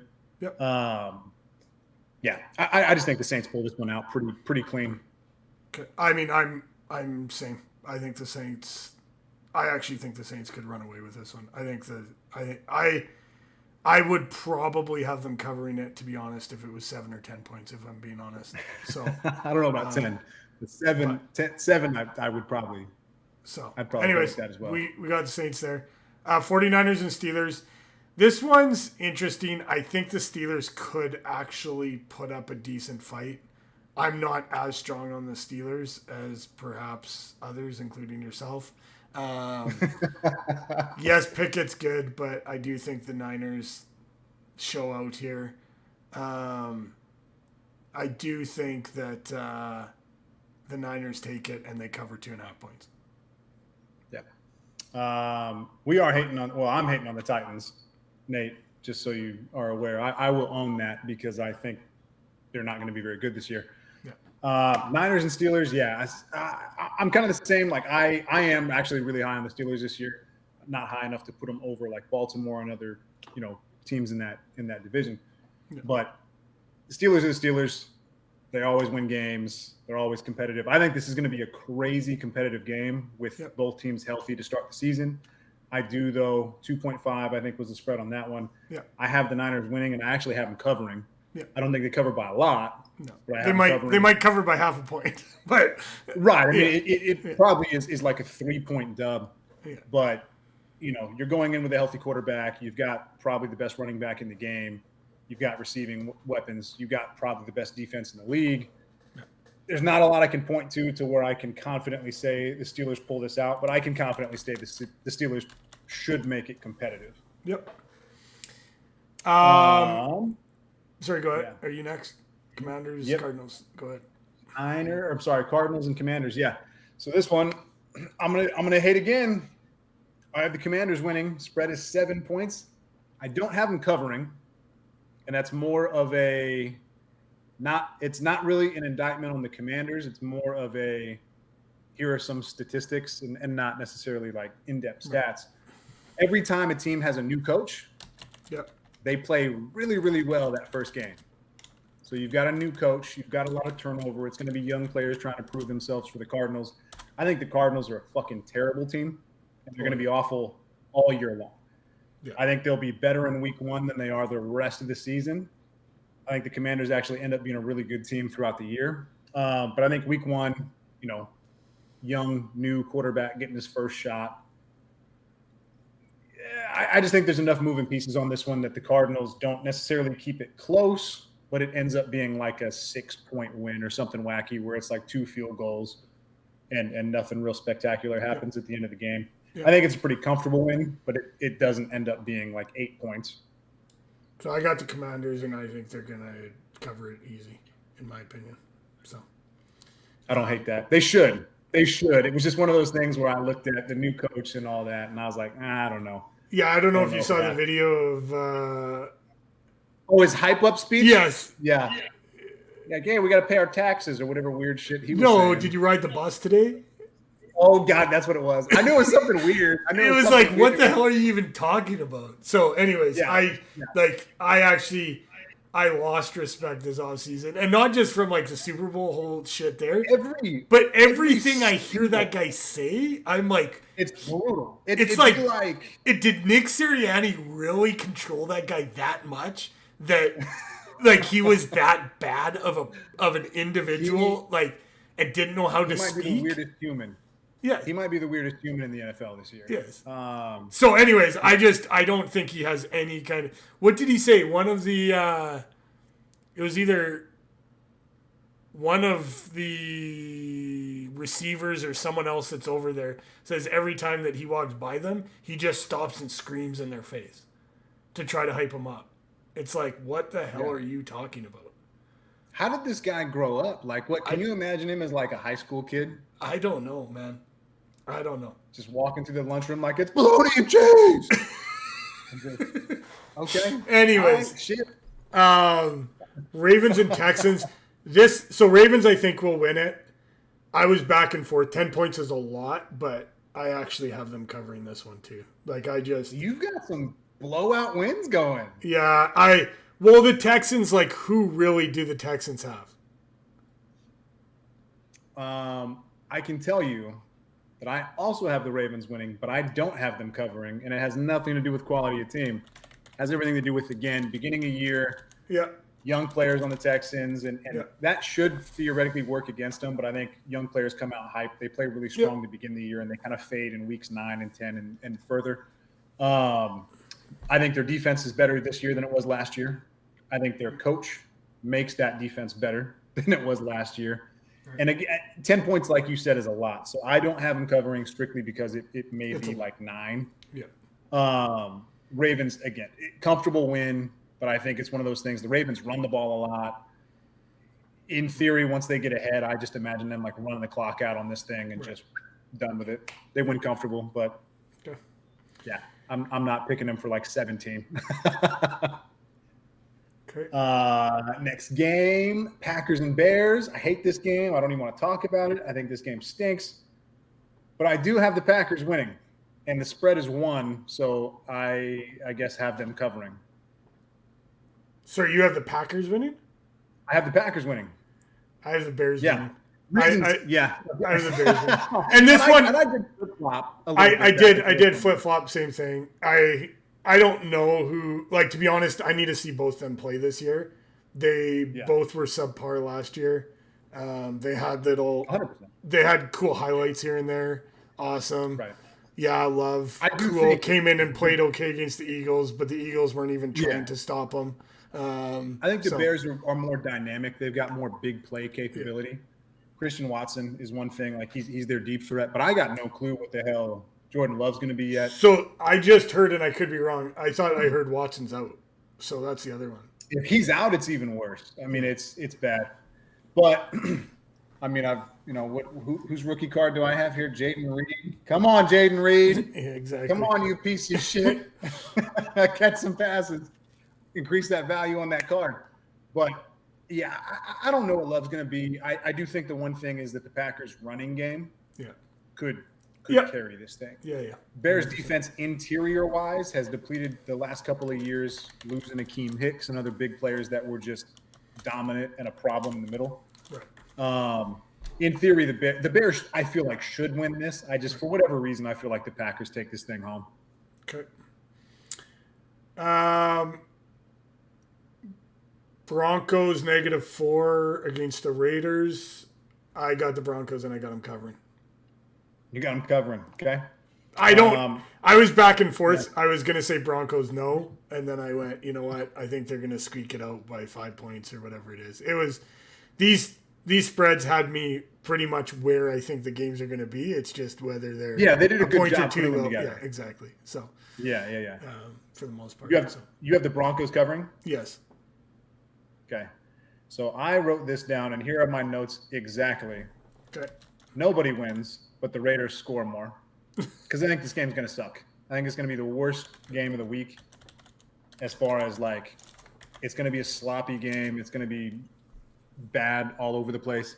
Okay. But I do think the Raiders having, the receiver on the outside that just is unstoppable. I do think Garoppolo is a bit underwhelming as far as his ability to get the ball downfield, but I think he's pretty smart traditionally with the ball. There's not going to be a lot of turnovers. There's not going to be a lot of weird stuff like that. With Josh Jacobs in another contract year, I think he's going to play out of his mind this season. And here's the thing is the Broncos could be everything they're supposed to be with the coach, the quarterback, all the stuff that they were supposed to be last year. I just, for whatever reason, Sean Payton and Russell Wilson, I don't see them working. And I don't have a really phenomenal reason as to why. I just think that Sean Payton is so outspoken and so hard-nosed and like it's my way or fuck you. Yeah. And Russ Wilson is so much the opposite that I just don't see them clicking the way that they should. And I think that offense is still going to be a mess. Okay. They also don't have a lot of versatility like he had with New Orleans. Okay. Eagles. Patriots. Yeah. So I got the Eagles winning. I actually don't have them covering. So this was one I went really back and forth on. I think that they could. This is either one where it's 3 points or it's 21 points. Yeah. And I don't know. It really is. Either Bill's going to have us figured out or and put it be like he's going to be able to slow our offense down enough, and as well, our defense is not going to show up because it's week one, new offense, new coordinator, new defense coordinator, new players. We got 5 new players on defense.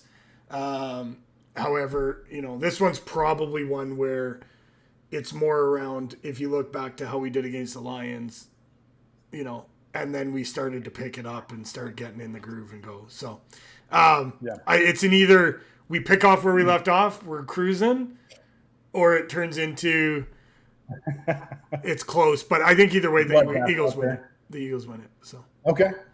I have the Eagles winning too. I actually do have them covering. 4 points is a weird one where I could see this being like a 6-point win. I don't necessarily think it's like a 17 or 21-point win. Right. The Patriots have the defense to make this a game. For sure. Yeah. The Patriots in general traditionally keep games pretty close. Very rarely do they just get, demolished. Exactly. But I do think, man, another year, Hurts should be better. The receiving weapons are there. The running game's always there. I think the Eagles have one of the best defenses in the league. Yeah. I just think there's too much on the Eagles side and not enough on the Patriots side, especially with their offense, that 6 points, 7 points is pretty manageable for that. And I've got them covering that one. Okay. Dolphins and Chargers next. This may be a surprise for Jay Luke, even though he's probably not still in here anymore. I actually have the Dolphins winning this one, and I have them covering. Yeah. So the Dolphins have probably the most freakish offense in the league with 2 very scary receivers. They have a lot of running backs that are crazy fast, crazy athletic, and I think their head coach is just so crazy with creativeness and the ways to get people in space and all that. It's week 1. Tua is going to be healthy. The Dolphins, similarly, they're probably underrated on defense, but I think they have one of the better defensive units as far as their roster is concerned. And I think they're going to play well. I think it's probably a close game. And I know I said I have them covering, but I don't have them covering like a 10 or 17 point win. It's Right. probably 7. It might be 10 depending on how the game plays out, but I don't know. The Chargers have a lot of weapons too. The one thing about the Chargers is I'm not as confident in their defense as I am in Miami's defense, and I think that'll kind of make the difference here. Okay. I agree. I have them covering. I got the Dolphins. I think the Dolphins have the chance to be a top 2 or 3 defense, or both top defense as well as a top offense in the league. And can the Chargers be a playoff team? Possibly. Will they make it? Will they be better than the Dolphins? I don't know. So healthy, I don't know. That's the thing is Dolphins are healthy right now, and that makes them scary. Yeah. Rams and Seahawks. I got the Seahawks and I got them covering. I like the Seahawks for obvious reasons. I had them winning the division, and I think they beat the Rams fairly easily, especially with Cooper Kupp out. If Cooper Kupp was there, I might not have had the spread. I probably still would have had the Seahawks, but without Cooper Kupp, I don't know how the Rams compete. So, yeah, no matter who's there, I've got the Seahawks winning this game all of the times out of all of them. The Rams are just depleted, man. I mean, they're giving players away at this point with, getting rid of Ramsey. Donald is still the best D tackle in the game for sure, but I think, getting up there in age, he's going to start to regress rather than progress. There's nothing on offense, especially with Kupp out. The Seahawks have 2 and what should probably this year be 3 legitimate receiving threats, a bunch of running backs. Pete Carroll runs the hell out of the ball. Their defense is solid. I've got Seattle, and I've got them covering. And even though it's a division game, this is probably the one game where I think it could be 17 or 21 point win. Okay. Cowboys, Giants is the next one. I've got 3.5 on the spread there. I've got the Giants winning this one. Okay. Yeah. So the one thing about the Giants is traditionally the last 2 or 3 years they make every game closer than it should be. Being a division game, it's the division where anybody can win anytime any of the teams play.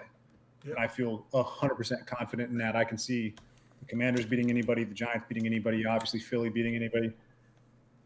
The Cowboys on paper should crush them. I think the Cowboys should beat them pretty handily, but I don't know, man. It's just one of those things where similarly, like Saquon playing for a contract, Daniel Jones has to go prove that contract. The coach, I actually think, is leagues ahead of the Cowboys coach. I think the Giants defense is actually pretty underrated. Yep. I think the Cowboys are overrated in every category. And I think, honestly, man, the Cowboys, every player on that team seems like they got paid recently. Nobody's really hungry for a win. Dak talks a game, but Dak hasn't really been anything special for a couple of years now. Yep. I've got the Giants winning, and I don't have them actually covering. I have them winning by 3. You'd have them covering. Oh, because it's +3. Because they're not supposed to win. Yeah, they win. Yeah. They win. They cover. So Giants win. Yeah. I have the Cowboys. I think as much as my hate for the Cowboys runs to the bone, they have a squad. I think the Giants will make it close, and I don't have the Cowboys covering. So I think it'll be close. I think they'll get it out of there.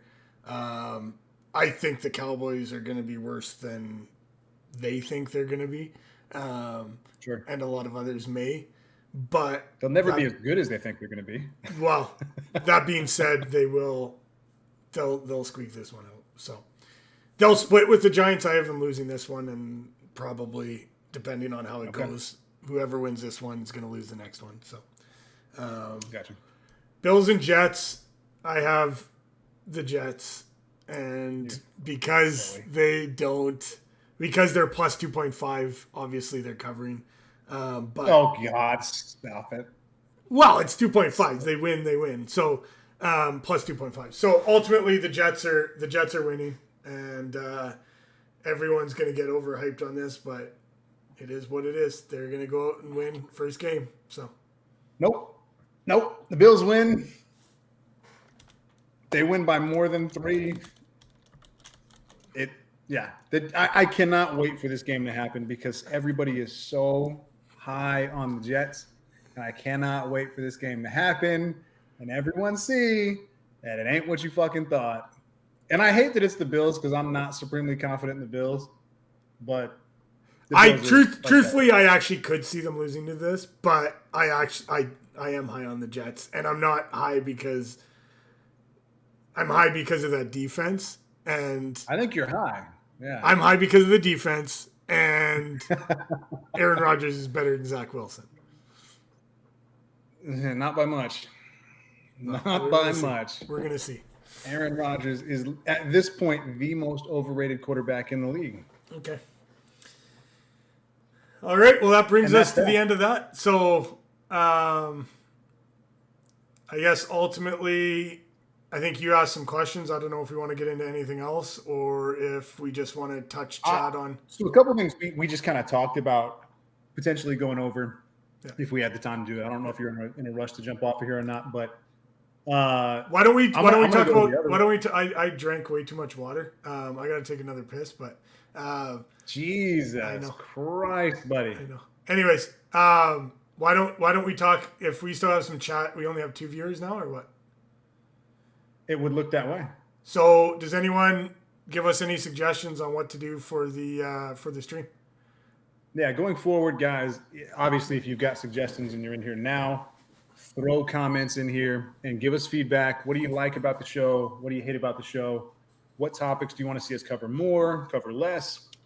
And honestly, much as a couple of these guys in here have been doing the last 2 shows, communicate with us. Let us know where you think we're right, where we're wrong, crazy, absolutely on point, and everywhere in between. Because the interaction is kind of the stuff that we live for. We're gonna game plan a way to make interaction even more fun in the future. But for now, what we're looking for is feedback on, again, what do you really like, what do you not love as much, and what do you want to see more and less of from us going forward. So make sure to throw that in the comments both now and as you see this while we're not live, so we can make some changes in the future. Absolutely. The other one is anyone who's seen this or has seen this, we do have a YouTube video. We are live over there now. We're going to be trying to build that up as well. Go follow that. Yeah, go subscribe. Go throw a follow over there. We are going to be trying to get a little bit more engagement over there, and we'll see which platform we run on a go forward basis. It is at Slightly On Topic, so if you just type that in the search, you should be able to pull up. All good there. Mr. Zamboni just popped in the chat. Welcome back. We will throw up as well. We might throw up a little bit of a post or whatever as well, asking for some feedback so that we can get that from that standpoint. And then, I don't know. Did you want to go into the next topic or what do we want to do here? Yeah, let's do a fun little quick ending here. Two little topics we decided that we may talk about tonight, and it's just going to be quick. Top 5 defenses in the league. We don't necessarily have to have them in order, but I'm kind of curious if yours is crazy different or super similar to mine. There'll be some differences. I guarantee it. I promise you there probably will be. I can think of at least 2, but there might be more. So. Yeah. So my top defenses this year, and I'm projecting as to how I think they kind of finished the year. Yep. Not necessarily what we built off of last year, but I have the 49ers at 1. Yep. And then from there, it's kind of a crapshoot. I don't know where everybody finishes. I have the Eagles, the Commanders. I actually do have the Cowboys in there, even though I just trashed on them a bit. I think they'll end up being pretty good defensively. And my last one in the group is the Steelers. Sorry, so you have the Niners, Cowboys, Eagles, Commanders, and Steelers. Okay. So all 4 NFC East teams are the top 4 top defenses in the league. For you? No, that's what you said. Or no, except for the Giants, not the Giants. The Giants are in there. Okay, I did not have the three Giants of four. in there. Sorry, 3 of 5. 3 of 5. I did have 3. I do think that division is just built on defense right now. Yeah. And I shit on the Cowboys a lot, but I think that their defense is actually built fairly well. It is one of those things that was the pick I wavered the most on. Yeah. I pondered putting the Ravens in there. Yeah. I thought about putting the Dolphins in there. Yeah.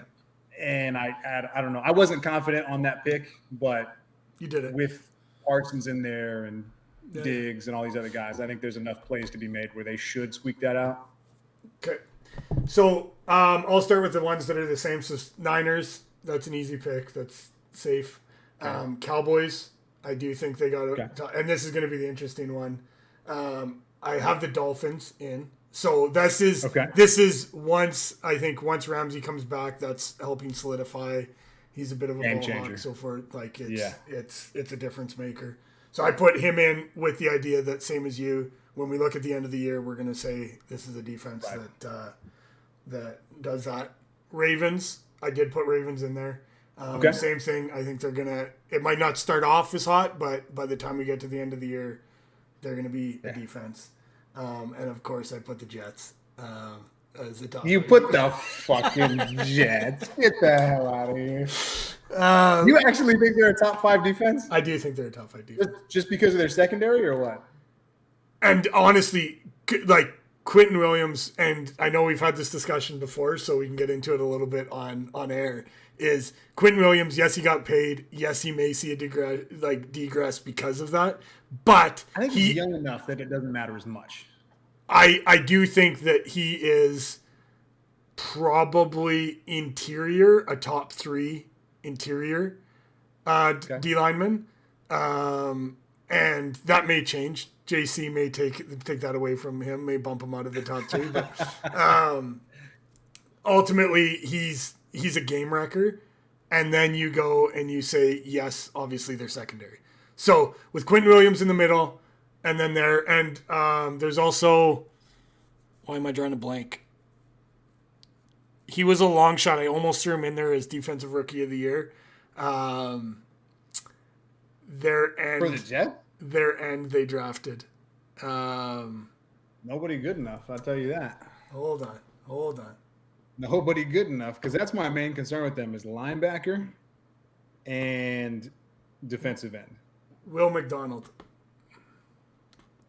He's okay. He's good. I think he'll be good. I don't think he's going to jump off. Jermaine Johnson's okay. You got Will McDonald, Carl Lawson, and John I know they were Franklin. ranked 4 last year. This ain't last year, though. Huh?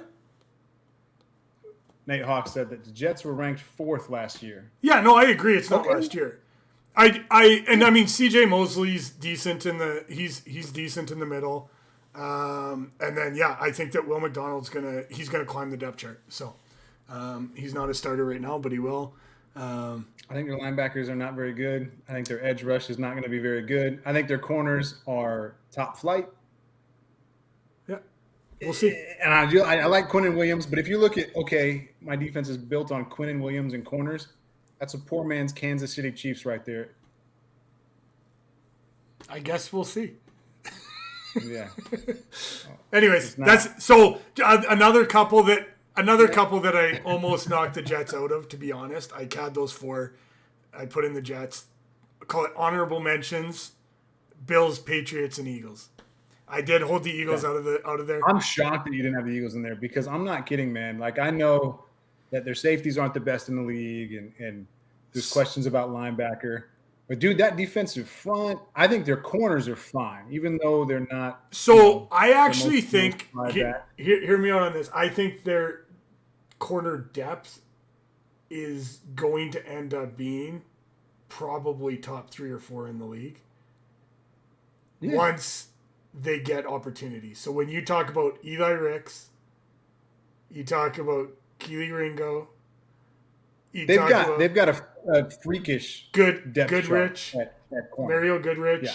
Like I think the big thing that we differ on is linebacker. I think their linebackers are going to play out of their mind. I am very hopeful. I'm just scared shitless that we went all in on that linebacker core. Yeah. And if our defensive interior does not stop the run and our linebackers shit the bed, we're talking like a 2020, 2021. Watch everyone just pound the rock on us and we're fucked. Yeah. So, you're putting the Jets in there. I comfortably put the Eagles above the Jets. I have the Eagles ranked second. well, that's what I did. I think there's a very good chance they do if they show up. So, and then I guess to go to our next topic, which is you're an Eagles fan. I'm a Vikings fan. Yes. So for reference, anybody who's coming in late or sees this late and just kind of skips to a weird part in the video, just that's what we're referencing. Okay. But so what's the one move that we want to see our teams make? I would like to see some type of trade or acquisition of another safety. I don't even need it to be a game-breaking safety. I just want someone that I can feel comfortable in because I think Sidney Brown will be a starter by the end of the year. So I actually, at the beginning, like prior to draft and even post-draft, call it April, May timeframe, I was all for going after Budda Baker. Now I would actually not even want to give up that much cap or that much assets to get it. I don't want Budda. I don't think their asking price is going to be as high as it was before. I agree they wouldn't. But I don't want Budda. I would want, like, to be honest, the Jets have Adrian Amos. I would have been fine with like an Adrian Amos level of safety. Like, okay, but nothing. Like, I don't need this guy's going to be our player. I want someone to hold that position until Sidney Brown comes in and takes that position over either late this year or early next year. So, okay. So my pick for a move is not that insane. It's not a super fun one. I really just hope that we sign Dalton Reisner at interior line because our biggest issue on our offensive line is our guard position. Right. Our two guards were ranked, I believe, 30th and 31st by PFF last year. Right. Which is not good. So putting Reisner on one side, I think, obviously solidifies one side of that line because our tackle duo is top flight. Our center actually got up to a top 10 center in the league last year as far as rankings were concerned. Right. I think if we can get one guard solidified where the center doesn't know where the fuck to go, now he knows he doesn't have to help over here so much. He can kind of help the shithead on the other side, and it just boosts one of our biggest weaknesses. I would love to go get a D tackle of some sort, but I'm going to be honest, outside of – like I was originally hoping maybe we try to make a move for like Derek Brown or something like that from Carolina. Carolina's not real apt to give up their young good players, and there's not anybody else that really stands out as a D tackle that's like attainable. You know what I mean? Quinnen just re-signed. Derek Brown is probably not going anywhere. Yep. I think the Commanders just re-signed both of their defensive tackles, so fat chance of getting those guys. There's not a lot of movement to be had at that position. So sure. He says, "Come get Simmons." You mean safety for the Eagles? I think he's. I don't want Justin. that. Yeah, I mean, I would love that. You're talking Simmons from the Titans. I'd love to have him. But the cat. I mean, that's a flip side. I really don't want to make any big trades because Kirk Cousins leaves this year. As much as I'm not the biggest Kirk Cousins guy, I don't want to have no quarterback. And I'm hopeful that we can put a package together, not to get the first overall pick. I think that's unreasonable. But there's a lot of quarterbacks in this draft. If we can trade up to like top 10, top 8, we'll get somebody. So go get Sanders. I mean, I wouldn't hate that. I got to see how the college season plays out because the kid from Washington's good. Bo Nix is good. Sanders is good. The USC kid's crazy. Yeah. There's like 8 quarterbacks that realistically could potentially be first-round picks, depending on how the season goes. Yeah. So we'll see what actually happens. Phil's back. Right on. Isaiah Buggs. Who the fuck is Isaiah Buggs? So who's Super Bowl fave this year? Oh wow. Well, I don't. We didn't plan. Maybe that'll be a topic for Wednesday. Baltimore Ravens. I called it on the last stream. Maybe that'll be a topic for next year or for next week. For next year. I'll call this. I'll call it after the Super Bowl. We could bring So yeah, no, I think we'll be going live again on Wednesday. So yeah, appreciate everyone's likes, follows. Appreciate everyone coming in, showing us comments. We've had great engagement on both streams, so really appreciate you guys. Bearing with us. Give us feedback. 2 hours plus. So yeah, anything you guys have for feedback, we really want to hear it. We're tried out a couple of different things. We did our awards and playoff predictions. We now did our predictions for Sunday. Obviously, Wednesday we're going to be jumping back on. We're going to talk a little bit about what happened and our predictions, how far off we were. And then we talk a little bit about the next night, which is Vikings and Eagles. So as Russ alluded to, if you don't know, we got Eagles and Vikings fan. And that's going to be a tough one for y'all to watch. I'm not going to lie. It's going to be a lot of arguing. Yeah. And to be honest, probably way too in depth for what we should be getting on stream. But we 100%. both know our team way too well to know every person, every backup, every. If you don't know who Pace Jr. is, the undrafted free agent rookie, you're gonna know Wednesday. Wow. We'll see. We'll see how we do. So, Russ is going to talk a whole lot about how he hopes he doesn't lose by too much on Thursday. So that could be the case. I mean, if we get our ass whooped in week 1, the Bucks come and show us up. I may be in the dumps. Yeah. So you never know. But you could lose to the Patriots. Yeah, we could. That would be good. That would not be good. Actually, that would be bad. That would be bad. I need you guys to win extremely comfortably against New England. If we lose, I guarantee you, if we lose to New England, there's no hope for you. I'm gonna be like PTSD from last year, where you guys came in just hot. Yeah. And that's gonna be bad. I'm gonna have like those Vietnam flashbacks, getting all weird and shit. Yeah. So, anyways, we appreciate everyone jumping in. Appreciate y'all chatting and commenting and everything else. And like Russ said, provide us some feedback and go over to our YouTube page, show us a subscribe, and we'll be chatting more next week. Enjoy your football Sunday. Talk to y'all later.